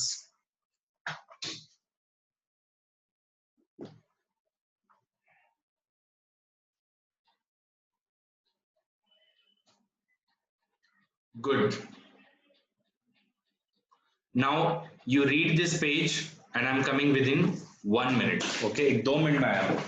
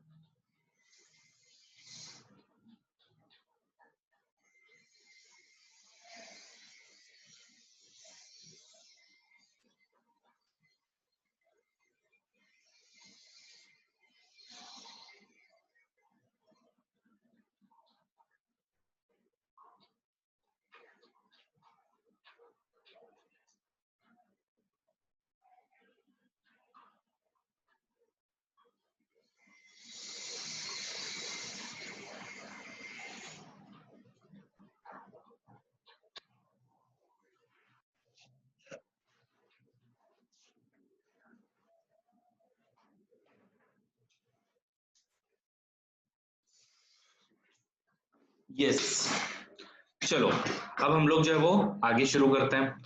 तो ये जो ब्लैकिश रिंग जो है वो बनती क्यों है इससे, because of the vaporization only. अब यही जो है वो आपका गोल्ड स्मिथ जो है, सिंस आपको पता है कि मोमबत्ती भी अगर हम लोग जलाते हैं, आपको कोई बाहर का नॉइस वगैरह आ रहा है क्या, डिस्टर्बेंस आ रहा है क्या, जैसे कंस्ट्रक्शन एक्टिविटी वगैरह हो रही है? यस और नो? ठीक है, फिर ठीक है, फिर ठीक है। तो ये आप लोगों ने देख लिया कि हॉटेस्ट पार्ट क्या है, फिर उसके बाद में आपका कंबशन जोन जो है वो कैसा होगा। यहाँ पे आउटर जोन जो होता है उसमें यूजुअली कंप्लीट कंबशन हो जाता है, लेकिन आपका इंटरमीडिएट जोन जो होता है वो थोड़ा सा हॉट होता है और मिडिल जोन जो है वो थोड़ा सा पार्शियल कंबशन होता है। तो ये मिडिल जोन जहाँ से पार्शियल कंबशन होता है वहीं से आपके ये वेपराइजेशन वगैरह निकलते हैं और वो बाहर निकलता है। ओके, तो टेम्परेचर थोड़ा सा लो होने की वजह से। बाकी अगर हम लोग आगे बात करें तो what is the fuel, so simply जो भी आपका सोर्स ऑफ हीट एनर्जी है, ओके, ऐसे सब्सटेंसेस को हम लोग जो है वो फ्यूल बोलते हैं। ओके, आइडियल फ्यूल क्या है? आइडियल फ्यूल वो होता है जो पूरा का पूरा फुल्ली कंबस्टिबल हो जाए, ऐसे फ्यूल को हम लोग आइडियल फ्यूल बोलते हैं। Okay, there is probably no fuel that could be considered as the most ideal, लेकिन फिर भी एक आइडियल फ्यूल वही है जो जो एक तो अवेलेबल हो बहुत ज्यादा अमाउंट में और दूसरा है कि वो फुल्ली कंबस्टिबल हो जाए। बाकी फ्यूल एफिशिएंसी क्या होता है? सो सिंपली आपका suppose you were asked to boil a given quantity of water using the cow dung and the coal and LPG. Okay, तो इसमें आपका फ्यूल एफिशिएंसी जो किसमें ज्यादा होगा, ऑब्वियसली आपका एलपीजी में होगा, क्योंकि आपका सिंपल है, 1 kg अगर समझो आपने काऊ डंग लिया और 1 kg समझो आप लोगों ने अगर एलपीजी का गैस फ्यूल लिया, तो इसमें आपका हीट जो है वो ज्यादा आपको मिलने वाला है और उसको हम लोग बोलते हैं कैलोरी वैल्यू। ओके, तो सिंपली जो आपका हीट ज्यादा देगा या फिर जो जितनी ज्यादा एनर्जी देगा उसको हम लोग बोलते हैं एकदम आइडियल फ्यूल, और उसी को हम लोग फ्यूल एफिशिएंसी भी बोलते हैं। So the amount of heat energy produced on the complete combustion of 1 kg of fuel is called as the calorific value। सबको समझ में आ रहा है क्या? तो जल्दी से टाइप करो CV। What is calorific value? Simply जब आपका 1 kg का फ्यूल जब हम लोग बर्न करेंगे तो उसके बाद में आपका जो एनर्जी जनरेट होगा उसको हम बोलते हैं कैलोरीफिक वैल्यू। अब वही कैलोरीफिक वैल्यू अगर हम लोग देखें कि किसकी किसकी कैसी है और क्यों हाइड्रोजन जो है वो एकदम अच्छा अपने लिए फ्यूल हो सकता है, तो काऊ डंग में आप लोग देख रहे हो हार्डली एक 6000 से 8000 किलो जूल पर केजी जो है वो आपका कैलोरीफिक वैल्यू आपका जनरेट होता है। दूसरा वुड अगर देखें तो उसका 17000 से 22000 तक होगा। कोल अगर हम देखें तो 25000 से 33000 है। पेट्रोल, केरोसिन, डीजल लगभग इनके सबके 45000 है। मीथेन जो है उसका 50000, सीएनजी जो है उसका 50000, एलपीजी जो है उसका 55000 है, इसलिए हम लोग जो घर में एलपीजी यूज करते हैं। बायोगैस का थोड़ा कम ही है, फिर भी 35 to 40,000 ही है, लेकिन हाइड्रोजन का सबसे ज्यादा है। आप लोग देख सकते हैं ऑलमोस्ट 1.5 लाख जो है वो इसका कैलोरीफिक वैल्यू जनरेट करता है, एंड दैट इज व्हाई अगर अच्छा कोई फ्यूल है तो दैट इज द हाइड्रोजन। और इसीलिए हम लोग जब ऐसे रॉकेट वगैरह हम लोग लॉन्च करते हैं, ओके, तो उसमें यूजुअली हम लोग जो वो hydrogen as a fuel use करते हैं, बिकॉज हाइड्रोजन का सबसे ज्यादा जो है वो कैलोरीफिक वैल्यू अपने को मिलती है। ठीक है, फिर burning of fuel leads to the harmful product. तो हार्मफुल प्रोडक्ट आप सबको पता है कि कार्बन डाइऑक्साइड वगैरह आपका जनरेट होगा, और कहीं ना कहीं वो आपके लिए कार्बन मोनोऑक्साइड भी जनरेट करता है। इनफैक्ट अभी रिसेंटली नेपाल का एक फेमस केस हुआ था। नेपाल में एक पूरे एक 8 लोग जो है वो केरला से गए हुए थे, और उन्होंने क्या किया, उन्होंने वहां पे उनकी जो कैरोसिन की जो चिमनी होती है उसको उन्होंने बंद ही नहीं किया, और वो रात भर ऐसे जलती रही। तो प्रॉब्लम क्या है कार्बन मोनोऑक्साइड की, कि कार्बन मोनोऑक्साइड से तुमको ऐसा भी नहीं लगता है कि एकदम मेरा दम घुट रहा है। एक्चुअली जब तुमको कार्बन डाइऑक्साइड जब तुम्हारी होती है, ओके, कार्बन मोनोऑक्साइड जब तुम्हारी एयर में प्रेजेंस होती है, तो जस्ट अ सेकंड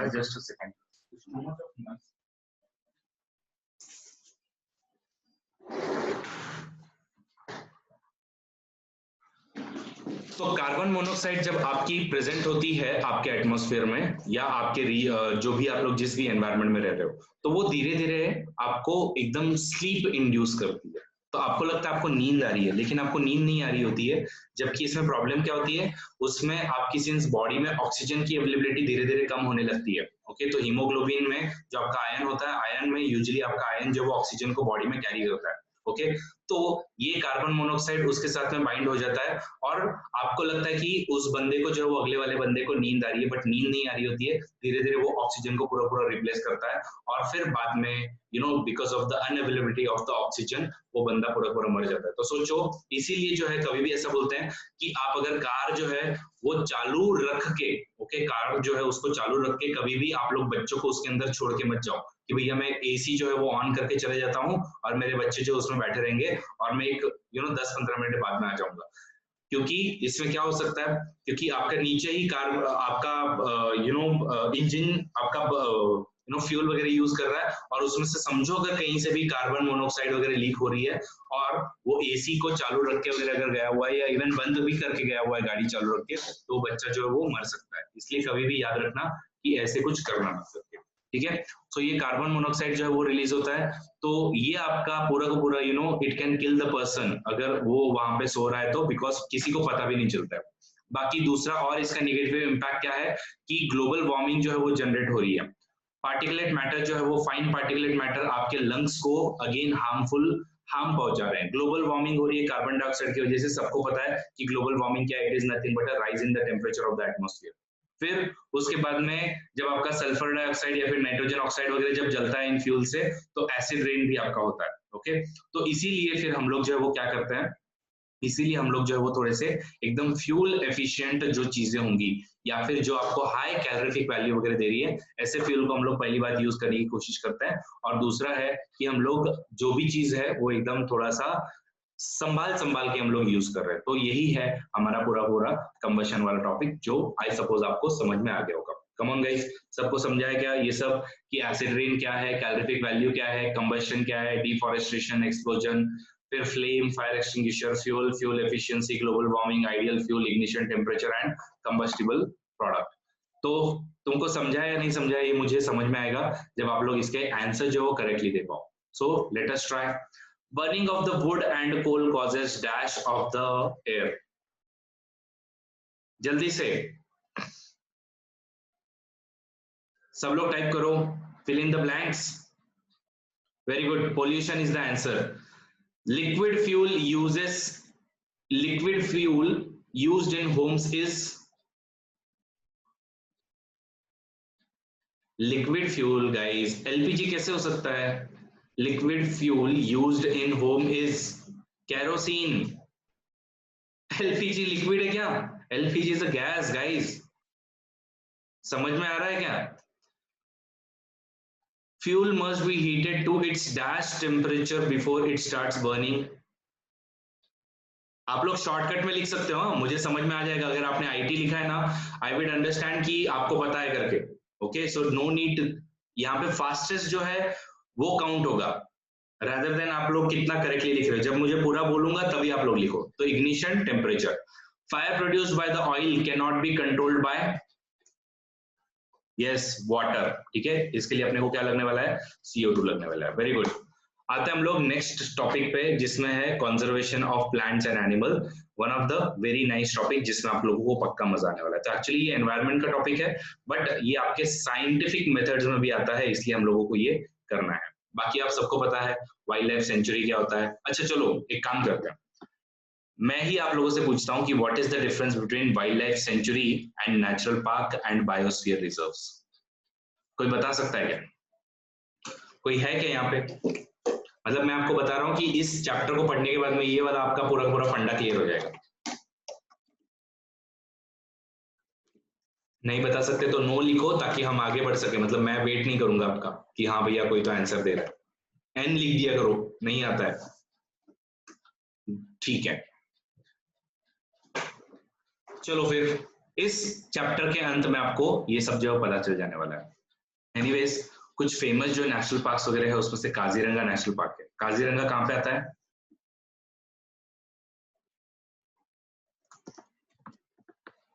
काजीरंगा कहाँ पे आता है? गलत। काजीरंगा कहाँ आता है गाइस?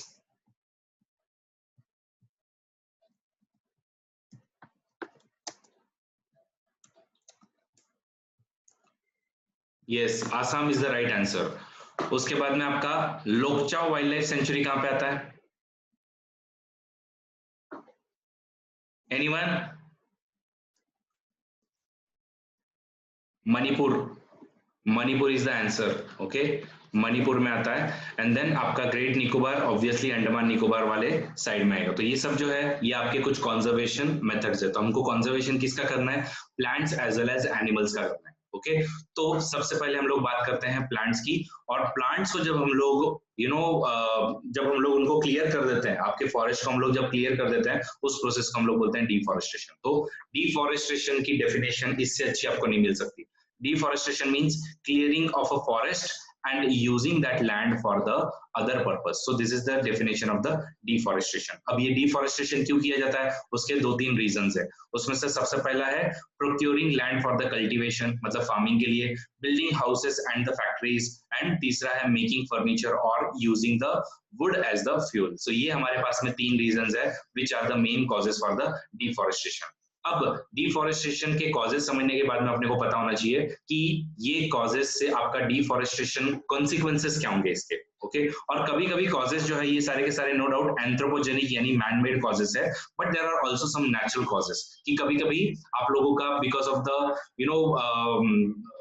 एक्सेसिव हीट या फिर आपका पत्ते वगैरह नीचे पड़े हों तो उसकी वजह से आग वगैरह आपका कभी कभी पूरा पूरा लग जाता है, और उसकी वजह से फॉरेस्ट फायर या फिर सीवियर ड्रॉट की वजह से भी कभी कभी डिफॉरेस्टेशन होता है। तो ये नेचुरल कॉजेस है। So we can see there are anthropogenic as well as natural causes for the deforestation. Now what are the consequences? तो आप सबको पता है कि उसकी वजह से इंक्रीज इन टेम्परेचर, पोल्यूशन, उसके बाद में कार्बन डाइऑक्साइड वगैरह इंक्रीज हो रही है, जिसकी वजह से अगेन आपका हीट वगैरह बढ़ रहा है, ग्राउंड वाटर जो है वो आपका नीचे नीचे जा रहा है, it is also disturbing the balance of the nature, and इसकी वजह से rainfall and fertility of the soil is also decreasing. और फाइनली आपके natural calamities such as flood and drought, ये दोनों भी आते हैं। ओके, तो ड्रॉट, मुझे अब ये क्वेश्चन पूछना है कि फ्लड और ड्रॉट ये दोनों भी प्लांट्स की वजह से कैसे हो सकता है, because these are two different ideas. Okay, आपके जब प्लांट जो है, जब उनको हम लोगों ने काट दिया है तो उसके वजह से फ्लड एंड ड्रॉट ये दोनों भी कैसे हो सकता है? Can anybody tell me what is the reason behind it, कि दोनों भी एक्सट्रीम इवेंट जो है जो मैन के लिए अच्छे नहीं है, ये कैसे होता है?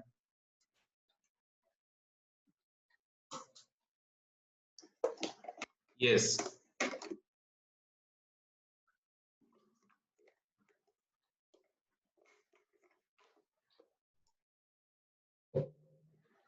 तो सिंपल है कि जब आपका एनवायरनमेंट होगा, ओके, तो एनवायरनमेंट में क्या होगा, समझो ये आपका एनवायरनमेंट है, ऐसे पहाड़ वगैरह है आपका, और थोड़ा सा ये ढलान वगैरह है, तो इधर से आपकी बारिश वगैरह हो रही है।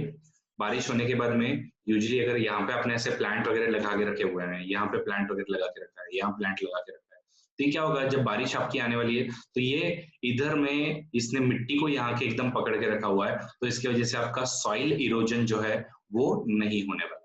तो सॉइल इरोजन नहीं होने की वजह से क्या होगा, यहाँ से कुछ ना कुछ पानी, अब सॉइल कुछ ना कुछ आपकी यहाँ पे जमा हो जाएगी, और उसकी वजह से आपका वाटर भी थोड़ा थोड़ा सा सिप होना शुरू होता है, और ये वाटर जो है वो नीचे जाता है, तो इसकी वजह से आपका ग्राउंड वाटर का रिचार्ज वगैरह होते रहता है, और आपके पानी की अवेलेबिलिटी जो है बढ़ते रहती है। फिर इससे मतलब दोनों चीजें हो रही है, ये वाटर को एकदम स्लो भी कर देता है, तो दूसरी बात क्या है, यहाँ से जो फास्ट वाटर आपका आ रहा है वो आपका स्लो हो जाता है, इसकी वजह से यहाँ पे जो फ्लड जो होने वाली थी, तो ये फ्लड भी आपकी रुक जाती है, और ग्राउंड वाटर का रिचार्ज भी होता है। बट जब आपका यही आप लोग जब यही वाली सिचुएशन अगर आप देखो, जिसमें आपका सिर्फ और सिर्फ पहाड़ है, और इसमें से आपका वाटर जो है वो जा रहा है, तो इसमें आप लोग देख रहे हो कि सिंस सॉइल जो है वो वाटर को रिटेन नहीं कर पाती है कहीं पे भी, तो उसकी वजह से ग्राउंड वाटर रिचार्ज आपका बंद हो जाता है, तो इसकी वजह से आपके ड्रॉट वाले सिचुएशंस क्रिएट होते हैं। और दूसरी बात क्या है, सिंस आपके पानी को रोकने के लिए कोई भी नहीं है, तो ये फटाफट पानी आपका नीचे आता है, और नीचे जो वो फ्लड वाली सिचुएशंस को कॉज करता है। तो प्लांट आपका दोनों का भी काम करता है। ओके, एक तो आपका ग्राउंड वाटर का रिचार्ज करता है, और वाटर को स्लो डाउन भी करने का काम करता है, और इसी से आपका सॉइल को भी अगेन मेंटेन करके रखता है। तो यही वाले रीजंस आपके, तो कॉन्सिक्वेंसेस इसलिए इसके ये दोनों भी आते हैं। ओके, तो यहाँ पे आप लोग देख सकते हो कि दिस कॉजेज द ड्रॉट, क्यों? बिकॉज आपका क्या होने वाला है, एक तो कार्बन डाइऑक्साइड वगैरह जाएगा, और वो आपका हीट जनरेट करेगा, हीट जनरेट करने से टेम्परेचर बढ़ेगा, टेम्परेचर बढ़ने से अगेन आपका वाटर साइकिल डिस्टर्ब हो जाएगा, और ड्रॉट होता है, तो ये तो है ही। और दूसरा आपका ग्राउंड वाटर रिचार्ज नहीं हो पाता, और इसकी वजह से जब आपका इन्फिल्ट्रेशन रेट वगैरह जब कम हो जाता है, तो ग्राउंड वाटर रिचार्ज भी नहीं होगा, और उसकी वजह से फिर आपका फ्लड भी होगा। तो ये दोनों कॉजेज जो है वो हो गए। फिर removal of the top soil layer भी आपका होने लगता है, और धीरे धीरे वो डेजर्टिफिकेशन वाली सिचुएशन क्रिएट करता है। तो ये सब आपके कॉन्सिक्वेंसेस है आपका डिफॉरेस्टेशन का। सो अब तक हमने क्या देखा है, डिफॉरेस्टेशन का डेफिनेशन देखा है, डिफॉरेस्टेशन के कॉजेज देखे हैं, natural as well as man made, और उसके कॉन्सिक्वेंसेस देखे हुए, जो आप लोग बचपन से सुनते हुए आ रहे हो। अब हमको बात करना है कि इसलिए फिर हमको क्या करना होगा, नो डाउट इसका हमने को कंजर्वेशन करना होगा। तो कंजर्वेशन के हमारे पास मेथड्स क्या है, सो हम लोग जो वो प्रोटेक्टेड एरियाज डिफाइन करते हैं, जिसमें wild life sanctuary, national park and biosphere reserve, ये तीन टाइप के हम लोग जो डिफाइन करते हैं। तो इसके पहले बायोस्फीयर रिजर्व को समझने के पहले आपको पता होना चाहिए बायोस्फीयर क्या होता है। तो can anybody define biosphere for me?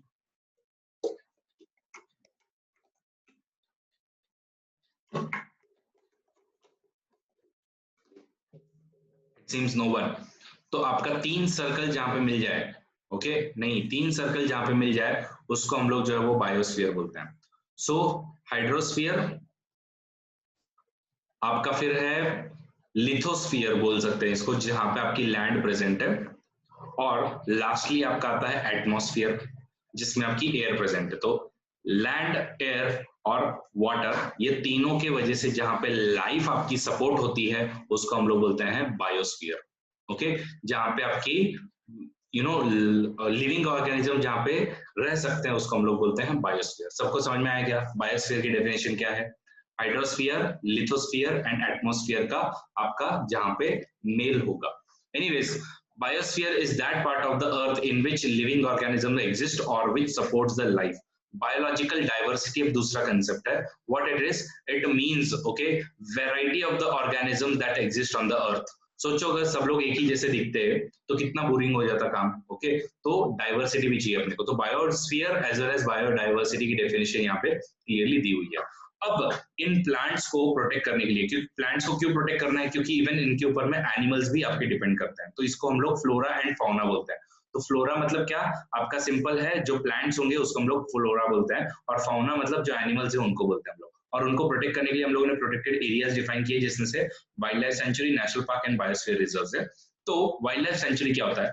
Areas where animals are protected from any disturbances to them and their habitat. National park क्या है?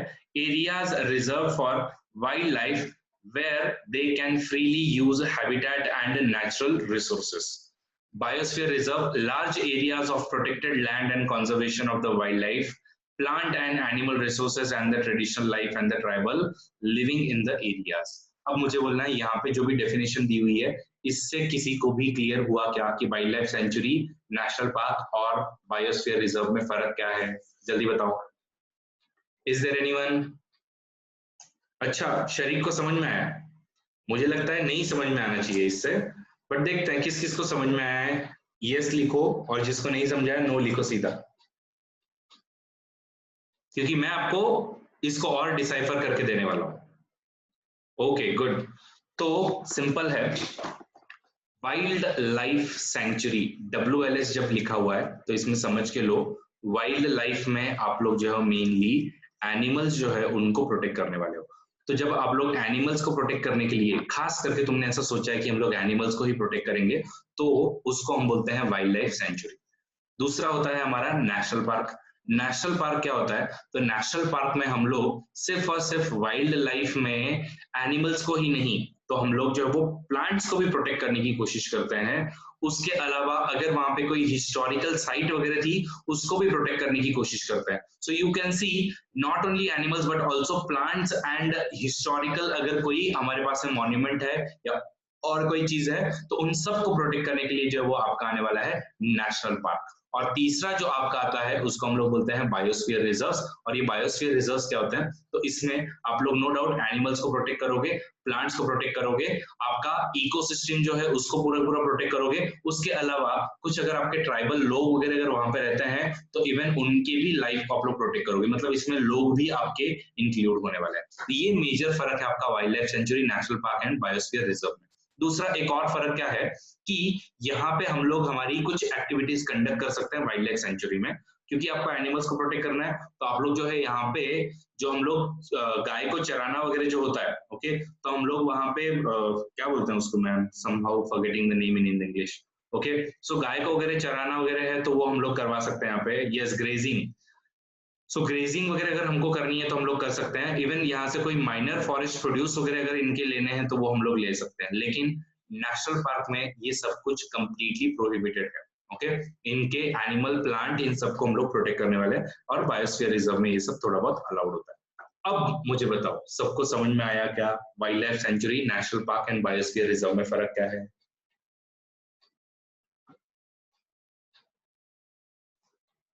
Okay, somebody asked a question.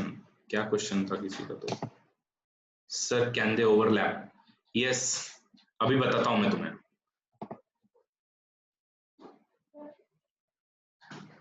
Okay, can they overlap? Answer is yes. In fact हम लोग एक बाद में biosphere reserve देखेंगे, खास करके बायोस्फीयर रिजर्व जो आपके होता है वो आपके यूजुअली ओवरलैप वगैरह जो है वो होता है। ओके, तो बायोस्फीयर रिजर्व्स आपके ओवरलैप होता है। जैसे कि आप लोग यहाँ पे देख रहे हो, ये पचमढ़ी का बायोस्फीयर रिजर्व है। ये बहुत बड़ा होता है, बायोस्फीयर रिजर्व बहुत बड़ा होता है, क्योंकि आपको मैंने बताया यहाँ पे आपके ट्रेडिशनल राइट्स वगैरह भी देने हैं ट्राइबल्स के। तो इसमें पचमढ़ी, आपका जो पचमढ़ी बायोस्फीयर रिजर्व जो है, तो अब ये बायोस्फीयर रिजर्व है, लेकिन इसके अंदर क्या क्या दिख रहा है आपको? इसके अंदर में आपका बोरी सेंचुरी, और क्या है इसमें? इसमें है आपका पचमढ़ी सेंचुरी। तीसरा क्या है इसमें, सतपुरा नेशनल पार्क, मतलब इसमें आपका wild life sanctuary, 2 wild life sanctuary as well as एक सतपुरा रीजन भी आया हुआ है, और हम लोग यहाँ पे एक नेचुरल रिजर्वायर को भी प्रोटेक्ट कर रहे हैं। तो ऐसे है आपका बायोस्फीयर रिजर्व। समझ में आया अभी? I think someone asked me the question, जिसने भी ये क्वेश्चन पूछा था कि can they overlap. Okay, yes, Sai Singh Rajput, बराबर, ठीक है। So can they overlap, answer is clearly yes. तो अब वापस एक बार पढ़ते हैं हम लोग, वाइल्ड लाइफ सेंचुरी क्या है। तो वाइल्ड लाइफ सेंचुरी जो है, areas where animals are protected from any disturbances to them and their habitat. दूसरा क्या है, national park, areas reserved for wild life where they can freely use habitat and also the natural resources will also be protected वहां पे। Okay, मतलब आपके ecosystem वगैरह को भी प्रोटेक्ट करने की कोशिश करेंगे। बायोस्फीयर रिजर्व ये आपके बहुत लार्ज प्रोटेक्टेड एरियाज होंगे जहां पे हम लोग ट्राइबल्स को राइट वगैरह भी देने वाले हैं। अब सबको आई सपोज पूरा पूरा क्लियर हो गया होगा ये टर्म्स का मीनिंग क्या होता है। ओके, आते हैं हम लोग सीधा का सीधा बायोस्फीयर रिजर्व पे। So biosphere reserves are the areas meant for the conservation of the biodiversity, की बहुत बड़ा होता है। और पचमढ़ी बायोस्फीयर रिजर्व की अगर हम लोग बात करें, जो कि भारत का सबसे पहला ये आपका नेशनल पार्क बना हुआ था। तो Pachmarhi biosphere reserve consist of the 1 national park and दूसरा आपका जिसको हम लोग सतपुरा बोलते हैं, और दूसरे 2 वाइल्ड लाइफ सेंचुरीज है, बोरी और पचमढ़ी। तो इस पे यूपीएससी आपसे प्रीलिम्स में कुछ भी क्वेश्चन पूछ सकती है, आप लोग अच्छे से ध्यान रखिएगा। अब बात करते हैं हम लोग फ्लोरा एंड फाउना की। तो फ्लोरा मीन्स मैंने जस्ट बताया आपको प्लांट्स। तो प्लांट्स में आपके टीक, साल, मैंगो, जामुन, सिल्वर फर्न, अर्जुन, या फिर आप लोग यहाँ पे देख रहे हो जो कि ये आपका फर्न हो गया, ये आपका जामुन हो गया, ये सब आपके फ्लोरा हो गया। फाउना मतलब क्या होता है, फाउना मतलब आपके एनिमल्स होते हैं। एनिमल्स में आप लोगों को ऐसे वाइल्ड वुल्फ हो गया, चीतल हो गया, या फिर आपका ऐसे वुल्फ हो गया, या फिर आपका लेपर्ड हो गया, ये सब आपके एनिमल्स में आने वाले। तो हम लोग इन सबको प्रोटेक्ट करना चाहते हैं। So the plants and animals found in the particular area are termed as the flora and fauna respectively of that area. इसमें फ्लोरा और फाउना समझने के बाद में अपने को एक और कंसेप्ट समझना है, वो है एंडेमिक स्पीशीज। अब ये एंडेमिक स्पीशीज क्या होता है, जैसे अगर आप लोग यही सतपुरा रेंज में वगैरह आप घूमोगे तो आपको वेरी बिग स्क्विरल देखने को मिलेगी, बहुत बड़ी स्क्विरल देखने को मिलती है, जिसको हम लोग बोलते हैं giant squirrel, which can not be found in any other area. Okay, तो उन स्पीशीज को हम लोग बोलते हैं एंडेमिक स्पीशीज। और इन्वेजिव स्पीशीज कौन सी होती है, इन्वेजिव स्पीशीज वो होती है जो आपकी दूसरे एरिया में होती है लेकिन यहाँ पे आपकी आ रही है और यहाँ के एंडेमिक स्पीशीज को खत्म कर रही है। So this is very bad, क्यों? क्योंकि इससे कहीं ना कहीं आपकी बायोडाइवर्सिटी जो वो अफेक्ट होती है, and that is why we don't want any invasive species, what we want majority of the time are endemic species. Come on guys, सबको अगर endemic species and invasive species के बीच में फर्क समझा है तो जल्दी से EI टाइप करो। Everyone type EI.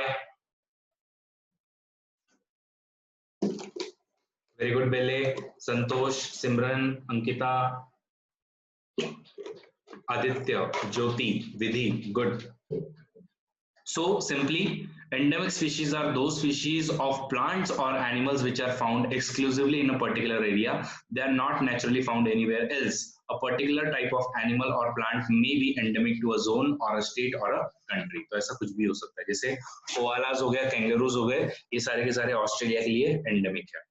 फिर उसके बाद में हमारे इंडिया में जैसे बाइसन हो गया या फिर इंडियन जायंट स्क्विरल वगैरह हो गए, ये सब आपके सतपुरा रेंज में मेनली एंडेमिक है। अब स्पीशीज का मीनिंग क्या होता है, how do we define the species?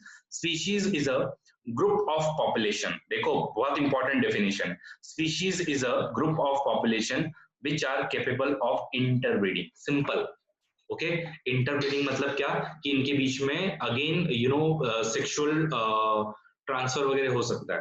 तो जीन्स जो है इनके बीच में एक दूसरे के बीच में ट्रांसफर हो सकते हैं और वायबल ऑफस्प्रिंग अगर आप लोग जनरेट कर सको तो उसको हम लोग बोलते हैं interbreeding. So simply, species is a group of population which are capable of the interbreeding. This means that the member of the species can reproduce fertile offspring only with the members of their own species. तो इसको हम लोग species बोलते हैं। Okay, so this is the definition of the species. अब हम लोग आगे जाके दूसरा देखते हैं कि दूसरे कंपोनेंट क्या है, जिसमें सबसे पहले अपने को समझ के लेना वो है वाइल्ड लाइफ सेंचुरी और दूसरा अपने को जो समझ के लेना वो है नेशनल पार्क। तो अब यहाँ पे डिटेल में दिया हुआ है वाइल्ड लाइफ सेंचुरी क्या है। तो wildlife sanctuary are reserved forest provide protection and suitable living condition to the wild animals.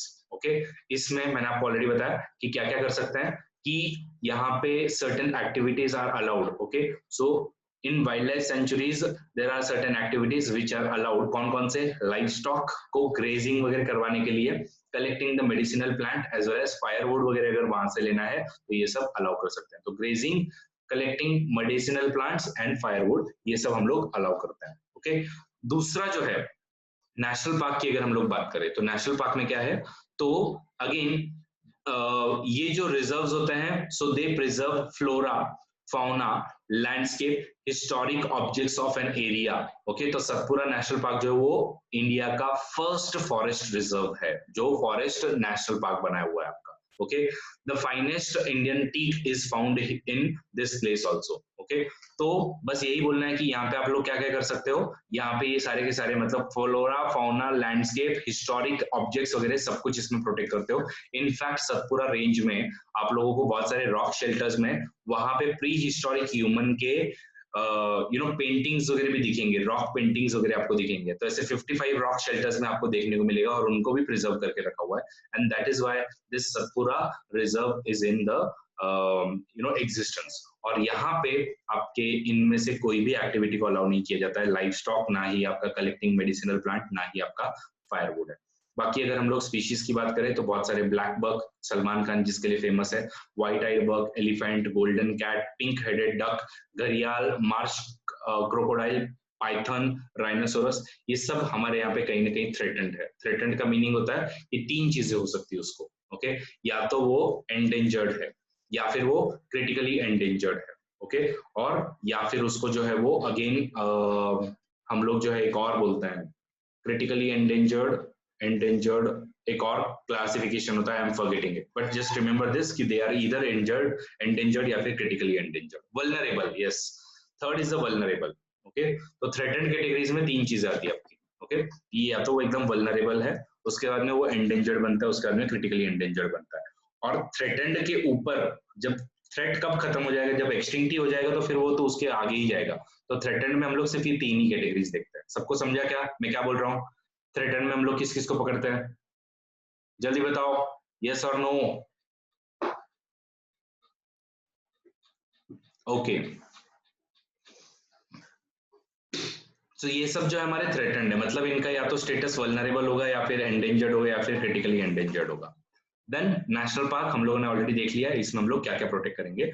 और कभी कभी एक एनिमल को प्रोटेक्ट करने के लिए हम लोग एक प्रोजेक्ट लॉन्च करते हैं, जैसे प्रोजेक्ट टाइगर लॉन्च किया है, प्रोजेक्ट एलिफेंट लॉन्च किया है. तो ये सब उनके सर्वाइवल को मेंटेन करने के लिए हम लोग जो ऐसे प्रोजेक्ट लॉन्च करते रहते हैं. तो बहुत सारे एनिमल्स जैसे कि लायंस, एलिफेंट्स, वाइल्ड बफेलोज वगैरह हुआ करते थे, बारहसिंगा हुआ करता था, ये सब आजकल जो है वो सारे के सारे थ्रेटेंड है. और इसीलिए हम लोग जो है इनको आपका थ्रेटेंड स्पीशीज बोलते हैं. तो इनमें से ये सब तो एंडेंजर्ड भी है. एंडेंजर्ड मतलब इन लोगों का काफी नंबर जो है वो कम हो चुका है. ओके, तो professor Ahmed tells them that in order to protect plant and animal, strict rules are imposed in all the national park, like human activities such as grazing, poaching, hunting, capturing of animals or collection of firewood, medicinal plants are not allowed in the national park. ये again मुझे difference बताना था जो यहाँ पे हमने देख लिया. Animals are much more in danger. Okay, खास करके कौन से?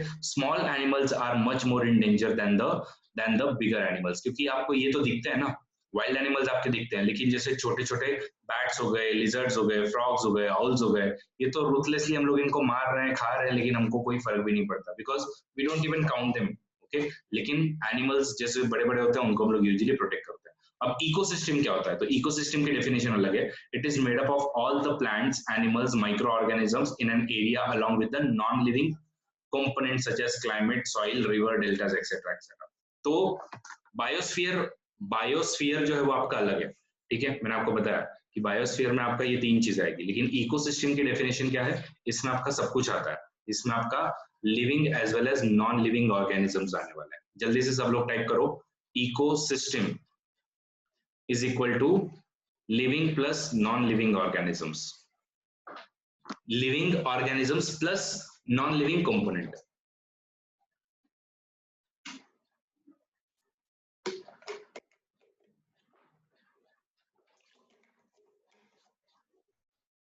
Yes, good.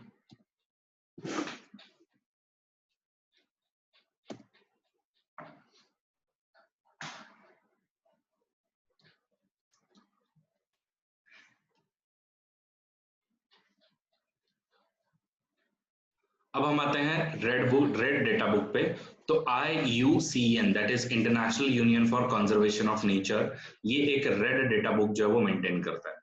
रेड कलर मतलब डेंजर, और डेंजर में फिर आप लोग क्या करोगे, वही थ्रेटेंड स्पीशीज जो है उनके बारे में लिखोगे कि इसमें से वल्नरेबल कौन है, इसमें से आपका क्या बोलते हैं ना एंडेंजर्ड कौन है, और इसमें से क्रिटिकली एंडेंजर्ड कौन है। तो ये IUCN इसका मेंटेन करता है। इवन इंडिया जो है वही रेड डेटा बुक मेंटेन करता है, और इवन ये वाला इंपॉर्टेंट, तो दोनों के लिए मेंटेन करते हैं हम लोग, plant as well as animal, दोनों के लिए भी हम लोग करते हैं कि इसमें से वल्नरेबल एक आपका एंडेंजर्ड और क्रिटिकली एंडेंजर्ड कौन कौन। ओके, सो ये हो गया आपका रेड डेटा बुक के बारे में। माइग्रेशन का मीनिंग क्या होता है, तो आपको पता है कि जैसे कि अगर हम लोग अर्थ को अगर देखें, ओके, सो समझो ये हमारा अर्थ है, जिसमें यहां से आपका ऐसे, ये आपका एशियन वाला पार्ट है बड़ा सा, ठीक है, इसमें इंडिया ऐसे जा रहा है आपका, ठीक है, इधर में अमेरिका है, तो मैं ड्रॉ नहीं कर रहा हूँ, साउथ अमेरिका, नॉर्थ अमेरिका। यहाँ पे आप अगर ऊपर के रीजन्स में जाओ तो यह होता है आपका साइबेरियन रीजन, और ये साइबेरियन रीजन की प्रॉब्लम क्या है, ये बहुत ज्यादा कोल्ड है। तो हर बार क्या होता है, ये साइबेरिया वगैरह रीजन से फिर बर्ड जो है वो वहां से माइग्रेट करके इंडिया में वगैरह आते हैं, या फिर आपकी जो हॉटर प्लेसेस है वहां पे आते हैं, तो इसको हम लोग बोलते हैं माइग्रेटरी स्पीशीज। और ये माइग्रेटरी स्पीशीज पे अभी रिसेंटली हमारे यहाँ पे ओके एक कन्वेंशन भी हुआ था, जिसमें ओके जो कि बहुत बड़ा इवेंट था। मैं तो वो सिखा चुका हूँ करंट अफेयर्स में, लेकिन इस बार यूपीएससी के प्रीलिम्स में पक्का देख रहा हूँ, उस पर क्वेश्चन भी आने वाला है, ये माइग्रेटरी स्पीशीज का कन्वेंशन क्या था करके। तो ये आपके स्पीशीज जो है,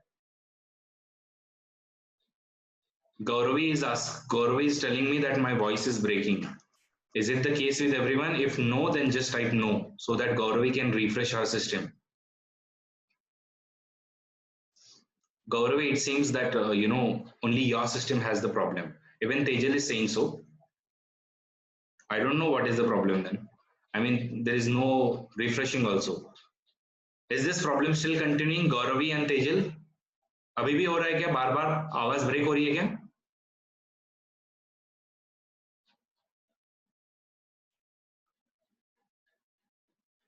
I don't know.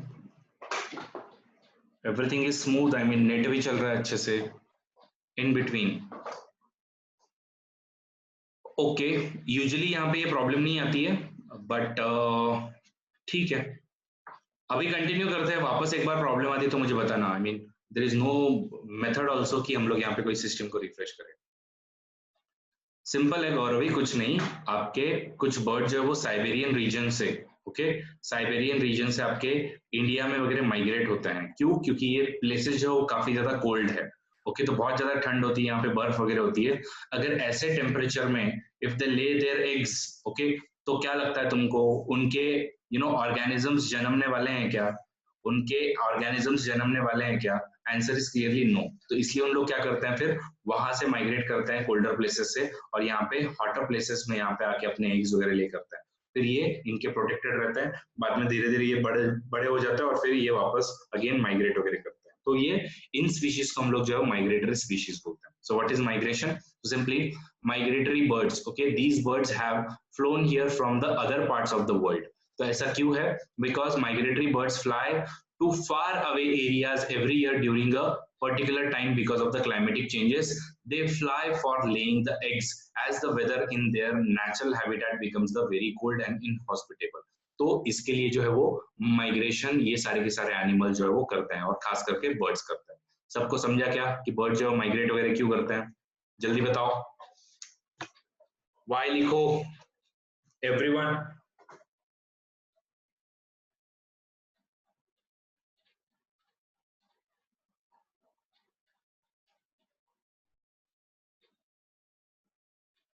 ठीक है, बाकी ये मैंने, ये आप सबको पता है कि हम लोगों ने पेपर रिसाइकल क्यों करना चाहिए, क्योंकि हम लोग फॉरेस्ट से हम लोग जो पेपर वगैरह मतलब हमारे जो पेड़ वगैरह होते हैं उनको कट करके उससे हम लोग पेपर बनाते हैं। अब ये पेपर जो है यहाँ पे मतलब कितना कि 17 full grown trees are used to make the 1 ton of the paper. 1 ton मतलब कितने केजीज होता है? यस, 1 टन मतलब कितने केजीज होता है, जल्दी बताओ। गलत, 1000 केजीज, ओके 1000 केजीज। 1 क्विंटल मतलब आपका 1000 होता है, और 1000 केजीज मतलब एक आपका टन होता है। तो एक टन मतलब 1000 केजीज का पेपर बनाने के लिए 17 पेड़ जो है वो हमको मतलब नीचे गिराने पड़ते हैं, और फुल ग्रोन पेड़ होते हैं। ये पेड़ जो है वो एकदम एक दिन में ग्रो नहीं होते हैं, इनको 50-60 साल लगते हैं। एक पेड़ को जिसको हम गिराते हैं एटलीस्ट 20 से 30 साल लगते हैं, तब जाके ये पेड़ जो है वो गिराने लायक बनता है। तो ऐसे पेड़ों को जब हम लोग गिराते हैं तो अगेन कहीं ना कहीं प्रॉब्लम ही होता है, इसलिए हम लोगों ने पेपर को रिसाइकल करना चाहिए। तो save it, reuse it and जितना हो सके उसको रिसाइकल करो। प्लस हार्मफुल केमिकल्स भी हम लोग जो बचाते हैं अगर हम लोग पेपर को वापस रीयूज करते हैं तो। ओके, बाकी एक और सिंपल सी चीज है कि हम लोगों को रिफॉरेस्टेशन जो करना चाहिए, बिकॉज रिफॉरेस्टेशन की डेफिनेशन क्या है? सिंपल है रिफॉरेस्टेशन की डेफिनेशन कि it is restocking of the destroyed forest by planting new trees. The planted trees should generally be of the same species, okay, ताकि स्पीशीज का वेरिएशन वहां पे ना हो जाए। तो ये आपका नेचुरली भी हो सकता है या फिर आर्टिफिशियली भी हो सकता है, बट हमने रिफॉरेस्टेशन करना ही चाहिए। इंडिया में फॉरेस्ट को बचाने के लिए और ट्रीज को वगैरह बचाने के लिए प्लस डिफॉरेस्टेशन को बचाने के लिए हमारे पास में एक एक्ट है जिसका नाम है फॉरेस्ट एक्ट। ओके, तो फॉरेस्ट एक्ट है हमारा forest conservation act. This act is aimed at the preservation and conservation of the national forest and meeting the basic needs of the people living in the people living और near the forest. तो यही है हमारा सारा का सारा बात, और इसको ही फॉरेस्ट को ही हम लोग बोलते हैं ग्रीन बेल्ट, जो हमारे फ्यूचर जनरेशन के लिए भी बहुत सारी काम में आने वाली। So this was about the this conservation वाला लेक्चर, और आई सपोज सबको ये सारे के टॉपिक जो है वो समझ में आ गए होंगे। Biodiversity, biosphere reserve, deforestation, desertification, ecosystem, endangered species, endemic species, extinct fauna flora, migratory birds, national park, red data book, उसके बाद में सैंक्चुरीज एंड रिफॉरेस्टेशन, ये सबको समझ में आ गया होगा। तो देखते हैं अभी यहाँ पे किस किस को आते हैं fill in the blanks. A place where animals are protected in their natural habitats is called as, देखते हैं फास्टेस्ट कौन है। वेरी गुड शरीक, शरीक को एक पॉइंट मिला है, शरीक को एक पॉइंट मिला है, शरीक ने फास्टेस्ट आंसर दिया है, that is wild sanctuary. Okay, wild life sanctuary. देख, species found only in particular area is known as, very good, Aarushi. this round goes to the Aarushi, तो आरुषि को एक और एक्स्ट्रा पॉइंट मिला है, इसको हम बोलते हैं endemic species. Migratory birds fly away, okay, places because of the climatic changes. Okay, very good. कौन है जिसने fastest answer दिया था? Let me check again. Was it the Arushi? No. Jyoti. Okay, so ज्योति को एक पॉइंट मिला है, तो congratulations। बाकी what happens, ये तो चलो, अब ये तो आंसर्स आपको लिखने पड़ेंगे, ये सब छोड़ दो। आते हैं हम लोग नेक्स्ट मुद्दे पे, और वो है हमारा cell structures and functions. Okay, तो अभी हम लोग सेल के बारे में समझ के लेंगे। तो सेल क्या है सबको पता है, जैसे कि हमारा ब्रिक्स वगैरह होता है। ओके, वैसे ही जैसे ब्रिक वॉल से हम लोग क्या करते हैं, हमारी वॉल वगैरह बनाते हैं। तो हमारी बिल्डिंग वगैरह जब बनानी है तो ऐसे आपकी ब्रिक वॉल होती है। वैसे ही अगर हम लोग ओनियन को देखें, ओनियन का अगेन जो उसके ऊपर जो होगा उसको अगर हम लोग देखें तो आपको दिखेगा कि हमारे भी सेल जो है वो ऐसे ही बने हुए हैं, तो ब्रिक्स जैसे ही ऑलमोस्ट बने हुए हैं। तो ये भी बिल्डिंग ब्लॉक होते हैं हमारे बॉडी के। तो सिंपल है, सेल होगा, सेल से आपके टिश्यूज बनेंगे और टिश्यूज से आपके ऑर्गन बनते हैं, इतना सबको पता है suppose. Smallest unit of the living organism, yes, okay. तो it is also called as the basic structural, okay, basic structural unit of the organ which is the smell और सेल, और bricks are assembled to make the building. तो वैसे ही आपके body में भी ये जो है वो पूरे पूरे आपके ऑर्गन्स वगैरह बनाते हैं। इसको डिस्कवर सबसे पहले किसने किया था? आंसर इज रॉबर्ट हुक इन 1665। तो उन्होंने ऐसे हनीकॉम्ब के जैसे स्ट्रक्चर जो है वो उन्होंने देखे थे कॉर्क में। तो कॉर्क जो है वो अगेन एक वुड का टाइप होता है, और ये आपका मतलब अगर आपने ये देखा हो कोई भी शैंपेन की बॉटल वगैरह होगी तो उसके ऊपर में ये कॉर्क जो है वो लगा हुआ होता है ऐसा। ओके, तो ये कॉर्क जो है वो वुड है, और ये वुड के स्ट्रक्चर को सबसे पहले ऑब्जर्व किया था रॉबर्ट हुक ने, और उन्होंने ही इसका नाम जो है वो सेल रखा हुआ था। तो स्मॉलेस्ट यूनिट जिससे आपके ऑर्गन्स बनते हैं उसको हम बोलते हैं सेल, और उसको डिस्कवर किया था रॉबर्ट हुक ने। So everybody type Robert Hooke, everybody type Robert Hooke 1665. Muskan has raised the hand. Muskan by mistake, or you want to ask something?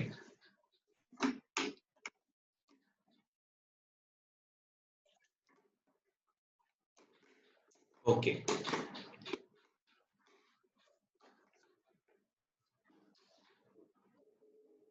So simple words में these cells are nothing but the structural units, okay, basic structural units जो तुम्हारे body में होता है. तो organism shows variety of the cells both in number, shape and size also. Okay तो हमारे body में नंबर ऑफ सेल्स अगर हम लोग देखें तो उसके बेसिस पे हम लोग जो है वो दो टाइप के ऑर्गेनिजम्स डिफाइन कर सकते हैं. कौन कौन से? मल्टी सेल्यूलर, मल्टी मतलब मेनी, सेल्यूलर मतलब सेल. तो मल्टी सेल्यूलर ऑर्गेनिजम्स जिनमें मल्टीपल सेल्स होंगे, billions and trillions of cell जो है जिसमें आपको दिखेंगे उसको हम बोलते हैं मल्टी सेल्यूलर ऑर्गेनिज्म. और ऐसे कुछ ऑर्गेनिजम्स होते हैं जिसमें सिर्फ एक सिंगल सेल पाया जाता है, उनको हम लोग बोलते हैं यूनिसेल्युलर ऑर्गेनिज्म. और ये यूनिसेल्युलर ऑर्गेनिजम्स के एग्जांपल जो है वो अमीबा या फिर पैरामीशियम्स है. तो भले ही इनके बीच में, इनके बॉडी में आपका सिर्फ और सिर्फ एक यूनिसेलर मतलब एक सिंगल स्ट्रक्चर होने के, सिंगल सेल होने के बावजूद भी ये सारे के सारे फंक्शन जो है वो कंप्लीट करता है. मतलब क्या कि जैसे हमारे बॉडी में जैसे डाइजेशन होता है वैसे ही अमीबा या पैरामीशियम भी डाइजेस्ट करता है. हम लोग जैसे लंग्स से रेस्पिरेशन करते हैं वैसे इन लोग भी करते हैं. एक्सक्रीशन करते हैं हमारे एनएस से, तो इन लोग भी इवन एक्सक्रीशन वगैरह करते हैं. और they also grow and reproduces, so just like us single cellular organisms also grow like us. and मतलब सिर्फ उनका हमारे पास में स्पेशलाइज्ड ऑर्गन्स है ये सब करने के लिए, बट उनके अंदर में एक ही सेल जो है ये सारे के सारे फंक्शन जो है परफॉर्म करता है. एंड उसके बेसिस पे हम लोग जो है वो ऑर्गेनिजम्स को दो टाइप में डिवाइड करते हैं, यूनिसेलुलर एंड मल्टीसेलुलर.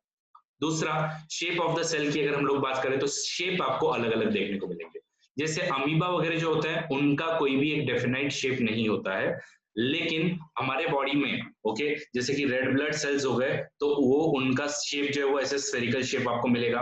उसके बाद में नर्व सेल जो है उसमें आपको ऐसे ब्रांच वाले जो है ओके क्योंकि आपको नर्व्स में सिग्नल्स वगैरह ट्रांसफर करना है तो इसको न्यूरॉन्स भी बोलते हैं हम लोग या नर्व सेल्स भी बोलते हैं. तो ये आपके ब्रांच टाइप के सेल जो है आपको दिखेंगे.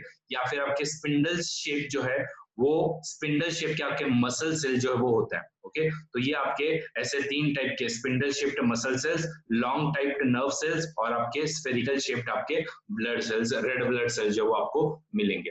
तो शेप जो है वो अलग अलग होता है. अमीबा को कोई भी फिक्स शेप नहीं है, बट हमारे बॉडी में अलग अलग सेल होते हैं और उनके अलग अलग सेल भी हो सकते हैं. लेकिन हमारे बॉडी में भी ऐसा कोई सेल है क्या, हमारे बॉडी में भी ऐसा कोई सेल है क्या जिसका कोई पर्टिकुलर शेप नहीं है और कभी भी चेंज हो सकता है? एनीवन?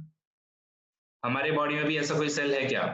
यस, वेरी गुड शरीक. ओके तो answer is white blood sales. तो जैसे अमीबा जो है वो सूडोपोडिया से वगैरह ट्रैवल करता है और उसका कोई भी फिक्स शेप नहीं है, वैसे ही हमारे बॉडी में व्हाइट ब्लड सेल्स जो है in human blood okay is another example of the single cell which can change its shape. But while WBC is a cell, amoeba is a full-fledged organism capable of independent existence. लेकिन WBC is independent existence के independent existence उसका नहीं हो सकता है. तो ये white blood sales है और उसका कोई भी एक फिक्स्ड शेप नहीं होता है. अगर यूपीएससी ने कुछ पूछा तो आपको अच्छे से पता होना चाहिए. तो राउंड स्फेरिकल आपके जो राइट ब्लड सेल्स है, उसके बाद में नर्व सेल जो है वो आपके ब्रांच टाइप में है, उसको न्यूरॉन भी हम लोग बोलते हैं. और लास्टली स्पिंडल शेप के आपके मसल सेल्स होते हैं. तो ये हो गया शेप के बारे में. साइज ऑफ द सेल की बात करें तो अगेन दिस आल्सो वेरीज कि ये जो है वो आपका माइक्रोमीटर से लेके इवन फ्यू सेंटीमीटर्स तक हो सकता है.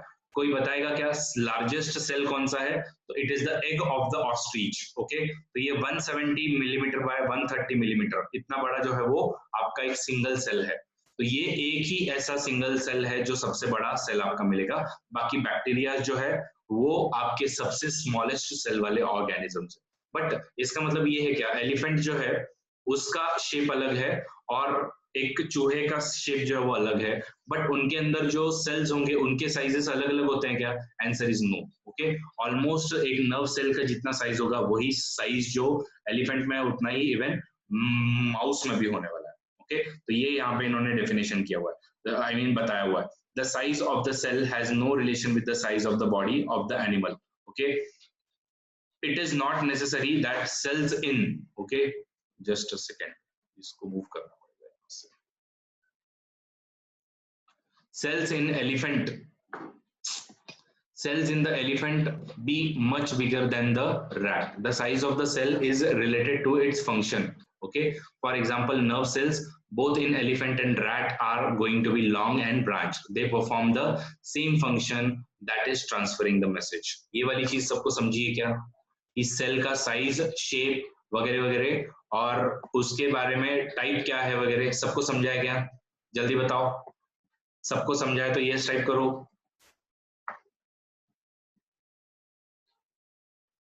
जो हम लोगों ने यहाँ पे देखा है कि number, cell numbers, unicellular, multicellular, shape जो है अलग अलग टाइप के देखे हैं और साइज जो है वो अलग अलग टाइप के देखे हैं। सबसे बड़ा सेल जो है वो किसका है?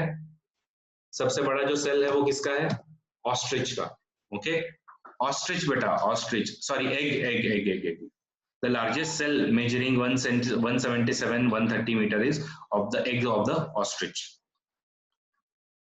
फिर आपको पता है ये बचपन से आप लोग करते आ रहे हो कि अगर आप ऐसे ही एग को अगर निकाल दो, ओके, तो आपको दिखेगा कि आपका बीच में जो एल्ब्यूमिन जो होता है, ओके, तो सॉरी, जो साइड का आपका एल्ब्यूमिन जो होता है वो सॉलिडिफाई हो जाता है और ये व्हाइट कलर का हो जाता है। इसके पहले ये ट्रांसपेरेंट कलर का होता है और बाद बीच में आपका येलो जो होता है वो योक होता है आपके एग का। ओके, तो ये आपका अगेन योक जो है it is part of the single cell. You can observe this single cell without any magnifying devices. तो एग जो है वो आपका एक सिंगल सेल है, सिर्फ इतना दिमाग में रखिएगा। अब हम बात करते हैं सेल के स्ट्रक्चर्स एंड फंक्शंस की। ओके, तो सेल का स्ट्रक्चर वगैरह कैसा होगा? तो जैसा कि मैंने आपको बताया कि सेल जो है वो आपका बनेगा टिश्यू और टिश्यू बनेगा आपका ऑर्गन्स में, ठीक है। और पार्ट ऑफ द सेल्स की हम बात करें तो तीन पार्ट में हम लोग मेनली डिवाइड कर सकते हैं। कौन कौन सा? सबसे पहले है आपका सेल मेम्ब्रेन, उसके बाद में आपका साइटोप्लाज्म और तीसरा है आपका न्यूक्लियस। तो एक कभी भी आप सेल देखोगे तो उसमें आपको यूजुअली क्या क्या देखने को मिलेगा? तो ये जो आप लोग देख रहे हो इसको हम लोग बोलते हैं सेल मेम्ब्रेन। और ये सेल मेम्ब्रेन जो है ये थोड़ी सी पोरस होती है। पोरस मतलब क्या? इसमें से बाहर से कोई मटेरियल जो है वो अंदर आ सकता है और अंदर का भी कोई मटेरियल वगैरह बाहर भेजना है तो हम लोग भेज सकते हैं। फिर इसमें होता है आपका साइटोप्लाज्म, तो ये जेली लाइक स्ट्रक्चर होता है जो आपका इसमें पूरा पूरा रहेगा और इसमें आपके अलग अलग बाकी भी ऑर्गेनेल्स रहते हैं जिसको हम लोग बोलते हैं, जैसे कि माइटोकॉन्ड्रिया वगैरह हो गया आपका, गोल्गी एपैरेटस हो गया आपका, तो ये सब आपके इसमें प्रेजेंट रहेंगे। और तीसरा होता है ये आपका न्यूक्लियस। ओके, तो ये आपका हो गया न्यूक्लियस, और न्यूक्लियस की भी यहाँ पे एक मेम्ब्रेन होती है तो इसको न्यूक्लियस मेम्ब्रेन बोलते हैं। और न्यूक्लियस के अंदर में भी आपका एक और पार्ट होता है जिसको हम लोग न्यूक्लियोलस बोलते हैं। ओके, तो ये आपका न्यूक्लियोलस बोलते हैं इसके अंदर में। तो ऐसा आपका एक सेल में आपको ये तीन जो है वो टाइप आपको देखने को मिलेंगे यूजुअली। तो इसमें सबसे पहले हम बात करते हैं सेल मेम्ब्रेन की। तो सेल मेम्ब्रेन को प्लाज्मा मेम्ब्रेन भी बोलते हैं। ओके, सेल मेम्ब्रेन को हम लोग प्लाज्मा मेम्ब्रेन भी बोलते हैं। और ये क्या करता है? ये आपका सराउंडिंग वगैरह को प्रोटेक्ट वगैरह करने का काम करेगा और किसको अंदर आना है और किसको नहीं अंदर आना है ये जो है वो सेल मेम्ब्रेन आपकी डिसाइड करती है।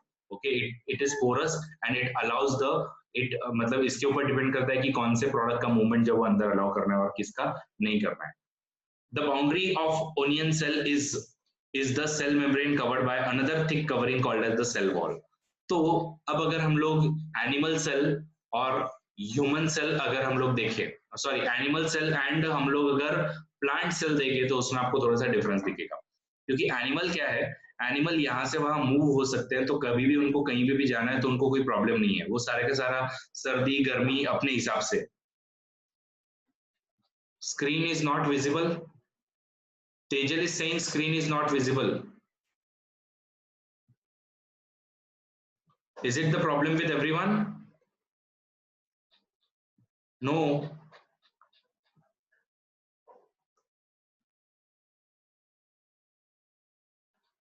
तेजल एक काम करो बेटा, लेक्चर में से बाहर जाके वापस आओ, ठीक है? Tejal close the lecture and join again, may be refresh होने के बाद में आपको थोड़ा सा और अच्छे से दिखे, ठीक है? तो एनिमल सेल और प्लांट सेल में फर्क क्या है कि जो सेल हम लोगों ने देखा उसमें नो डाउट आपके न्यूक्लियस है, उसमें आपका यहाँ पे साइटोप्लाज्म वगैरह होगा और बाहर में सबसे बाहर में आपका सेल मेम्ब्रेन भी है। लेकिन प्लांट सेल में आपको एक सेल मेम्ब्रेन के बाहर में इनकी एक सेल वॉल भी होती है। तो सेल मेम्ब्रेन के बाहर में एक वॉल टाइप में वॉल भी होगी जो इसको मेनली प्रोटेक्शन दिलवाने वाली है। क्योंकि हम लोग जो है वो धूप आ रही है तो हम लोग अंदर छांव में आ जाते हैं, छांव हो तो हम लोग बाहर जाते हैं, गर्मी हो रही है तो अगेन हम लोग पंखा वगैरह चालू कर देते हैं, लेकिन पेड़ तो ऐसा कुछ नहीं कर सकते, तो उनको temperature as well as climate से बचना होता है, इसलिए they have this special wall called as the cell wall. Okay, तो यही यहाँ पे डिफाइन किया हुआ है कि the boundary of the onion cell is cell membrane, उसके ऊपर में भी एक आपका कवर्ड वॉल होता है जिसको हम लोग बोलते हैं cell wall. Okay, so cell wall आपका थिक लेयर है जो प्लांट सेल्स में आपको मिलेगा, and this additional layer surrounding the cell membrane is required by the plant for the protection. Plant cells need protection against the variation in temperature, high wind speed, atmosphere moisture, etc. etc. और इसीलिए plant में ये extra आपको मिलने वाला है। Okay, अब थोड़ा सा हम लोग जो है यहाँ पे इसको और डिटेल में यहाँ पे देखने की कोशिश करते हैं सेल वॉल्स क्या होता है। तो एक्चुअली इसमें आपके एनसीईआरटी में क्लियरली और आगे ये साइटोप्लाज्म और न्यूक्लियस को डिफाइन नहीं किया हुआ है, बट मैं सोचा कि यहीं पे आपका आज ही हम लोग इसको क्लियर कर देते हैं। तो साइटोप्लाज्म जो होता है वो क्या होता है, जेली लाइक सब्सटेंस है जिसमें आपके वेरियस ऑर्गेनेल्स आपको मिलेंगे। ऑर्गेनेल्स कौन कौन से हैं, माइटोकॉन्ड्रिया हो गया, गोल्गी बॉडीज हो गया, राइबोसोम्स हो गया, ये सब आपका होने वाला है। उसके अलावा आपका न्यूक्लियस होता है, न्यूक्लियस के बाहर में आपकी न्यूक्लियर मेम्ब्रेन होगी। ओके, मैंने आपको ऑलरेडी बताया न्यूक्लियर मेम्ब्रेन, ये जो यहाँ पे मेम्ब्रेन होगी उसको न्यूक्लियर मेम्ब्रेन बोलेंगे। अब न्यूक्लियस के अंदर में भी एक थोड़ा सा और एक आपको स्फेरिकल बॉडी मिलेगा। तो समझो ये सेल है, ये आपका न्यूक्लियस है, न्यूक्लियस के अंदर में भी आपको एक सिलिंडर बॉडी मिलेगा जिसको हम लोग न्यूक्लियोलस बोलते हैं। ओके, सो न्यूक्लियोलियस, और ये न्यूक्लियोलियस जो है इसमें आपका मेनली जेनेटिक मटेरियल जैसे क्रोमोसोम वोमोसोम होगा वो सब आपका इसमें प्रेजेंट होता है। ओके, तो अब हम लोग बात करते हैं थोड़ा सा इस सेल में आपको कौन कौन सी चीजें देखने को मिलेंगी। तो सबसे पहले तो आपका न्यूक्लियस है, न्यूक्लियस में आपका न्यूक्लियस एनवलप जिसको हम लोग न्यूक्लियर मेम्ब्रेन बोलते हैं, और उसके बाद में आपका न्यूक्लियोलस होगा और क्रोमैटिन होगा। तो ये आप लोग जो देख रहे हो एकदम बीच में ये है आपका न्यूक्लियोलस, और ये आपका क्रोमैटिन मतलब जिसमें डीएनए प्लस एसोसिएटेड जो भी आपके प्रोटीन्स है ये सारे के सारे इसमें घूम रहे हैं। फिर ये आपकी सेल मतलब न्यूक्लियर मेम्ब्रेन जो है यहाँ पे ये रहा आपका, तो न्यूक्लियस के ये सब पार्ट है जो आपको समझ में आ गए। अब नेक्स्ट जो है वो है आपका क्या बोलते हैं हम लोग, साइटोप्लाज्म। तो ये रहा आपका साइटोप्लाज्म जिसको जेली लाइक स्ट्रक्चर है जिसमें आपके अलग अलग बॉडीज है। अब ये बॉडीज में अलग अलग ऑर्गेनेल्स है, कौन कौन से ऑर्गेनेल्स है, सबसे पहले माइटोकॉन्ड्रिया जिसका काम क्या है, प्रोड्यूसिंग द एनर्जी। फिर उसके बाद में आपके ऐसे गोल्गी बॉडीज दिख रहे हैं जो कि प्रोटीन वगैरह मॉडिफाई करने का काम करता है। लाइसोसोम होते हैं जिसको हम लोग डाइजेस्ट फूड करने का नाम भी देते हैं, या फिर लाइसोसोम का और एक नाम दिया गया है। कोई बताएगा लाइसोसोम को हम लोग क्या बोलते हैं? So simply ये जो है breaking the stuff down, these are also called as the suicide bags. Okay, तो ये जब सेल को पूरा पूरा खत्म करना होता है तो उसमें आपका सेल ऐसे खत्म होता है। फिर ये आपका प्लाज्मा मेम्ब्रेन है जो ऑलरेडी हमने देखा है। अब इसके साइटोस्केलेटन में अगर हम लोग देखें तो microtubules, centrosome, intermediate filaments and microfilaments, तो ये सब फिलामेंट्स वगैरह आपकी बॉडी में होते हैं जो फाइब्रस प्रोटीन वगैरह जनरेट करने का काम करेंगे। बट हमारे लिए जो मैटर रखता है वो क्या है, वो है हमारे लिए एंडोप्लाज्मिक रेटिकुलम। तो ये जैसे ही सेल आप लोग देख रहे हो, ये सेल के बाजू में आप लोग एकदम ऐसे चिपकी हुई बॉडीज देखोगे, इनको हम लोग बोलते हैं एंडोप्लाज्मिक रेटिकुलम, जो कि दो टाइप के, रफ है और स्मूथ है। तो जो उससे कनेक्टेड ही है एकदम, उसके ऊपर में आपके कुछ आपके उसके ऊपर में आपके ऐसे डॉट डॉट डॉट डॉट आपको दिखेंगे, इसको हम लोग बोलते हैं रफ, सॉरी स्मूथ, रफ आपके बोलेंगे हम लोग। जो राइबोसोम जो है जिसमें आपके associated with the ribosomes. Okay, तो एंडोप्लाज्मिक में रेटिकुलम में अगर राइबोसोम्स उसके ऊपर चिपके हुए हैं, ओके, तो ये हो गया आपका रफ एंडोप्लाज्मिक रेटिकुलम, और स्मूथ में ये आपका राइबोसोम जो वो प्रेजेंट नहीं होंगे। तो ये आप लोग जो देख रहे हो ये आपके स्मूथ एंडोप्लाज्मिक रेटिकुलम है। फिर उसके बाद में ये आपके माइटोकॉन्ड्रियाज है, माइटोकॉन्ड्रियाज को हम लोग बोलते हैं एनर्जी हाउसेस। तो आपके बॉडी में जो भी एनर्जी वगैरह प्रोड्यूस करना है तो वो आपका माइटोकॉन्ड्रिया करने वाला है। Okay, so come on guys, आपको पूरा पूरा सेल का स्ट्रक्चर समझ में आया क्या? जल्दी से बताओ, वाई लिखो जितने भी लोगों को समझा है। साइटोप्लाज्म से लेके न्यूक्लियर मेम्ब्रेन से लेके कौन कौन से हमारे पास में एपरेटस है।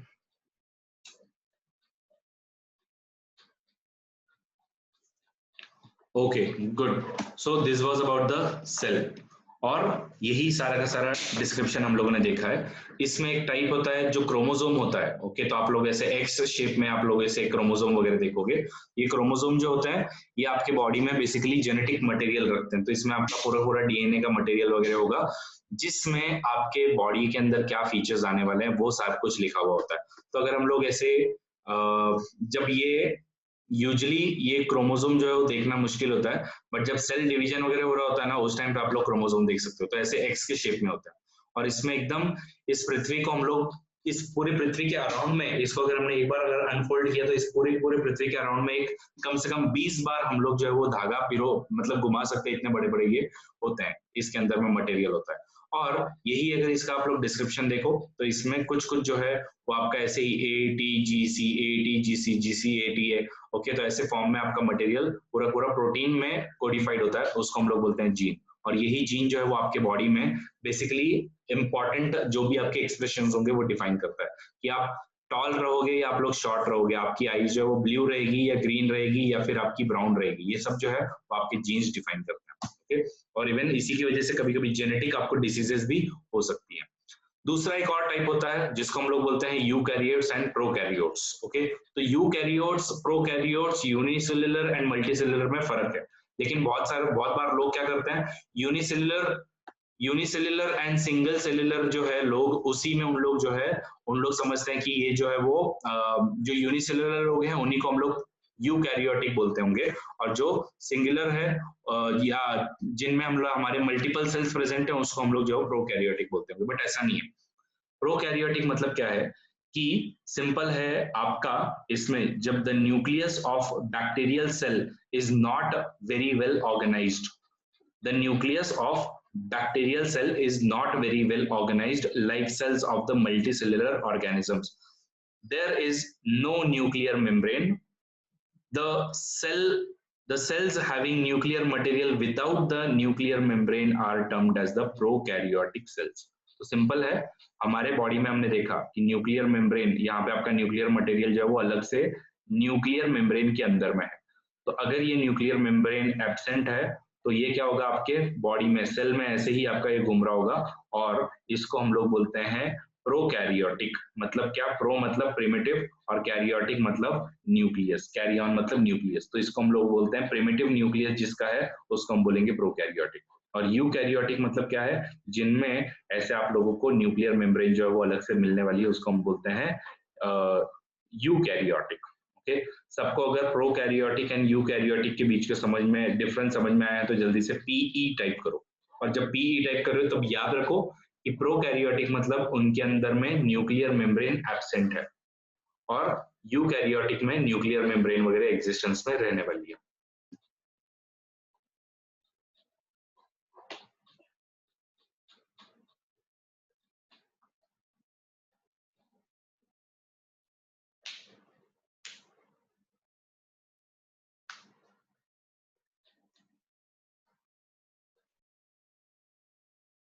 Good.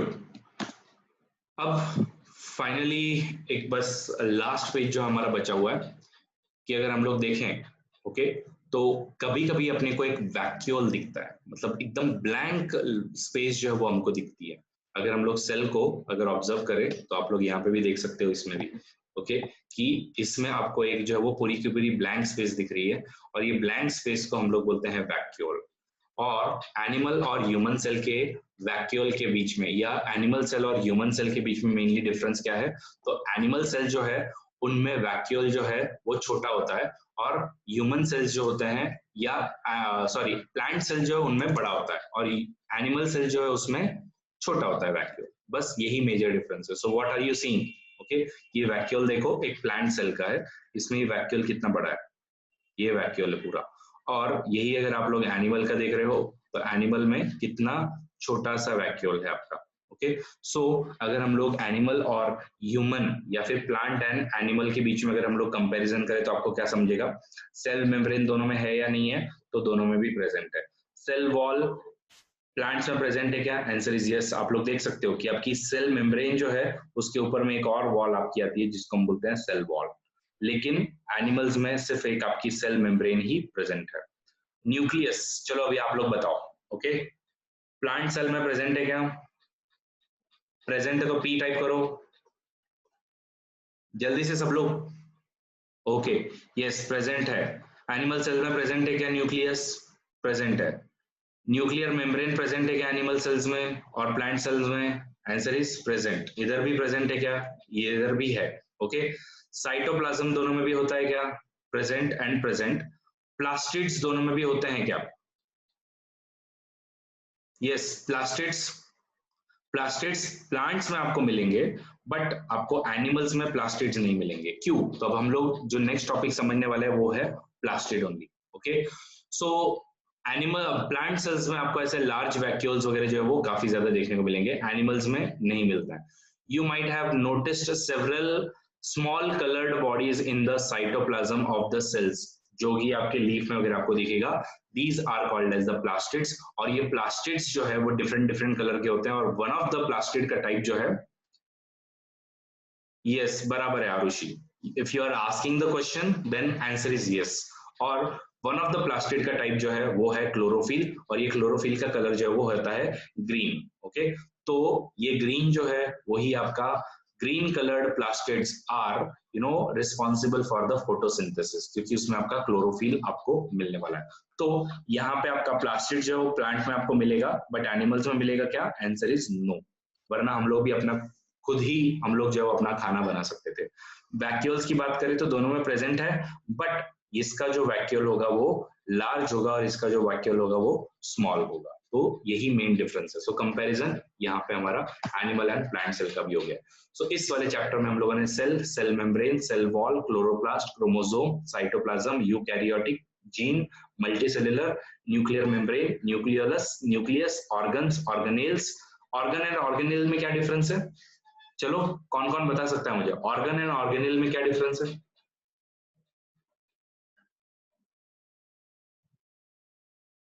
Anybody? Very good. Organ is a part of body while organelle is a, yes good. Cell के भी अंदर जो छोटा सा कंपोनेंट होगा उसको हम ऑर्गेनेल्स बोलते हैं। यस।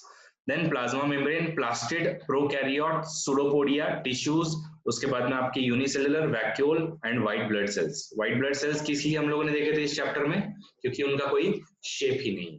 ओके, और रेड ब्लड सेल्स का क्या शेप होता है? रेड ब्लड सेल्स का क्या शेप होता है? यस, स्फेरिकल डिस्क शेप होता है। तो रेड सेल्स को अगर हम लोग देखेंगे तो आपको ऐसे दिखेंगे वो। अगर हम इसका साइड से अगर हम इसको देखें तो ऐसे में आपको दिखेंगे वो।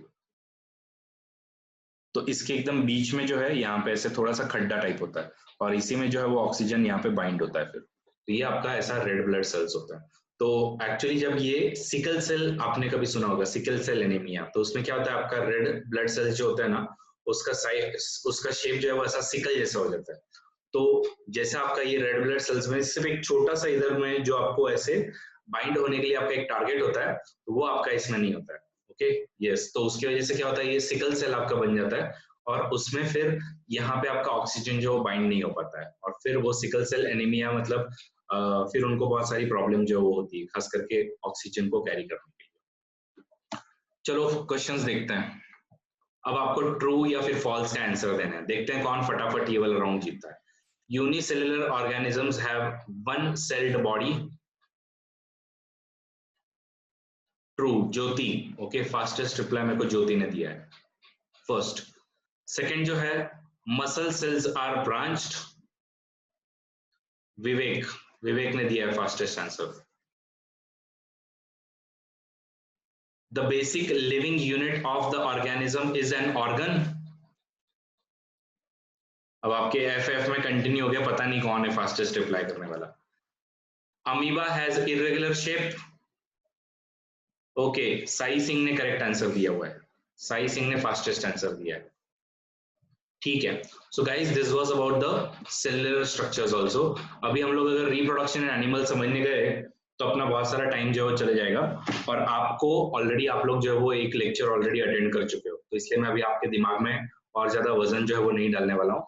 तो अभी हम लोग यहाँ पे रुकते हैं और अगला जो भी हमारा लेक्चर होगा तब मैं आपको रिप्रोडक्शन वगैरह से शुरुआत करवाऊंगा। ओके, और गाइज आप सबको पता है कि आज जो है वो मनोज महाजन जो आईएएस ऑफिसर है और उन्होंने एकदम कम उम्र में ही आईएएस बने हुए थे, तो definitely he would be inspiration for you. So 5:30 बजे उनका सेशन है नीरव दा इंस्टाग्राम पर, तो उसके लिए आप सब लोग जो है वो आ जाना। ओके गाइस, समझ में आ रहा है?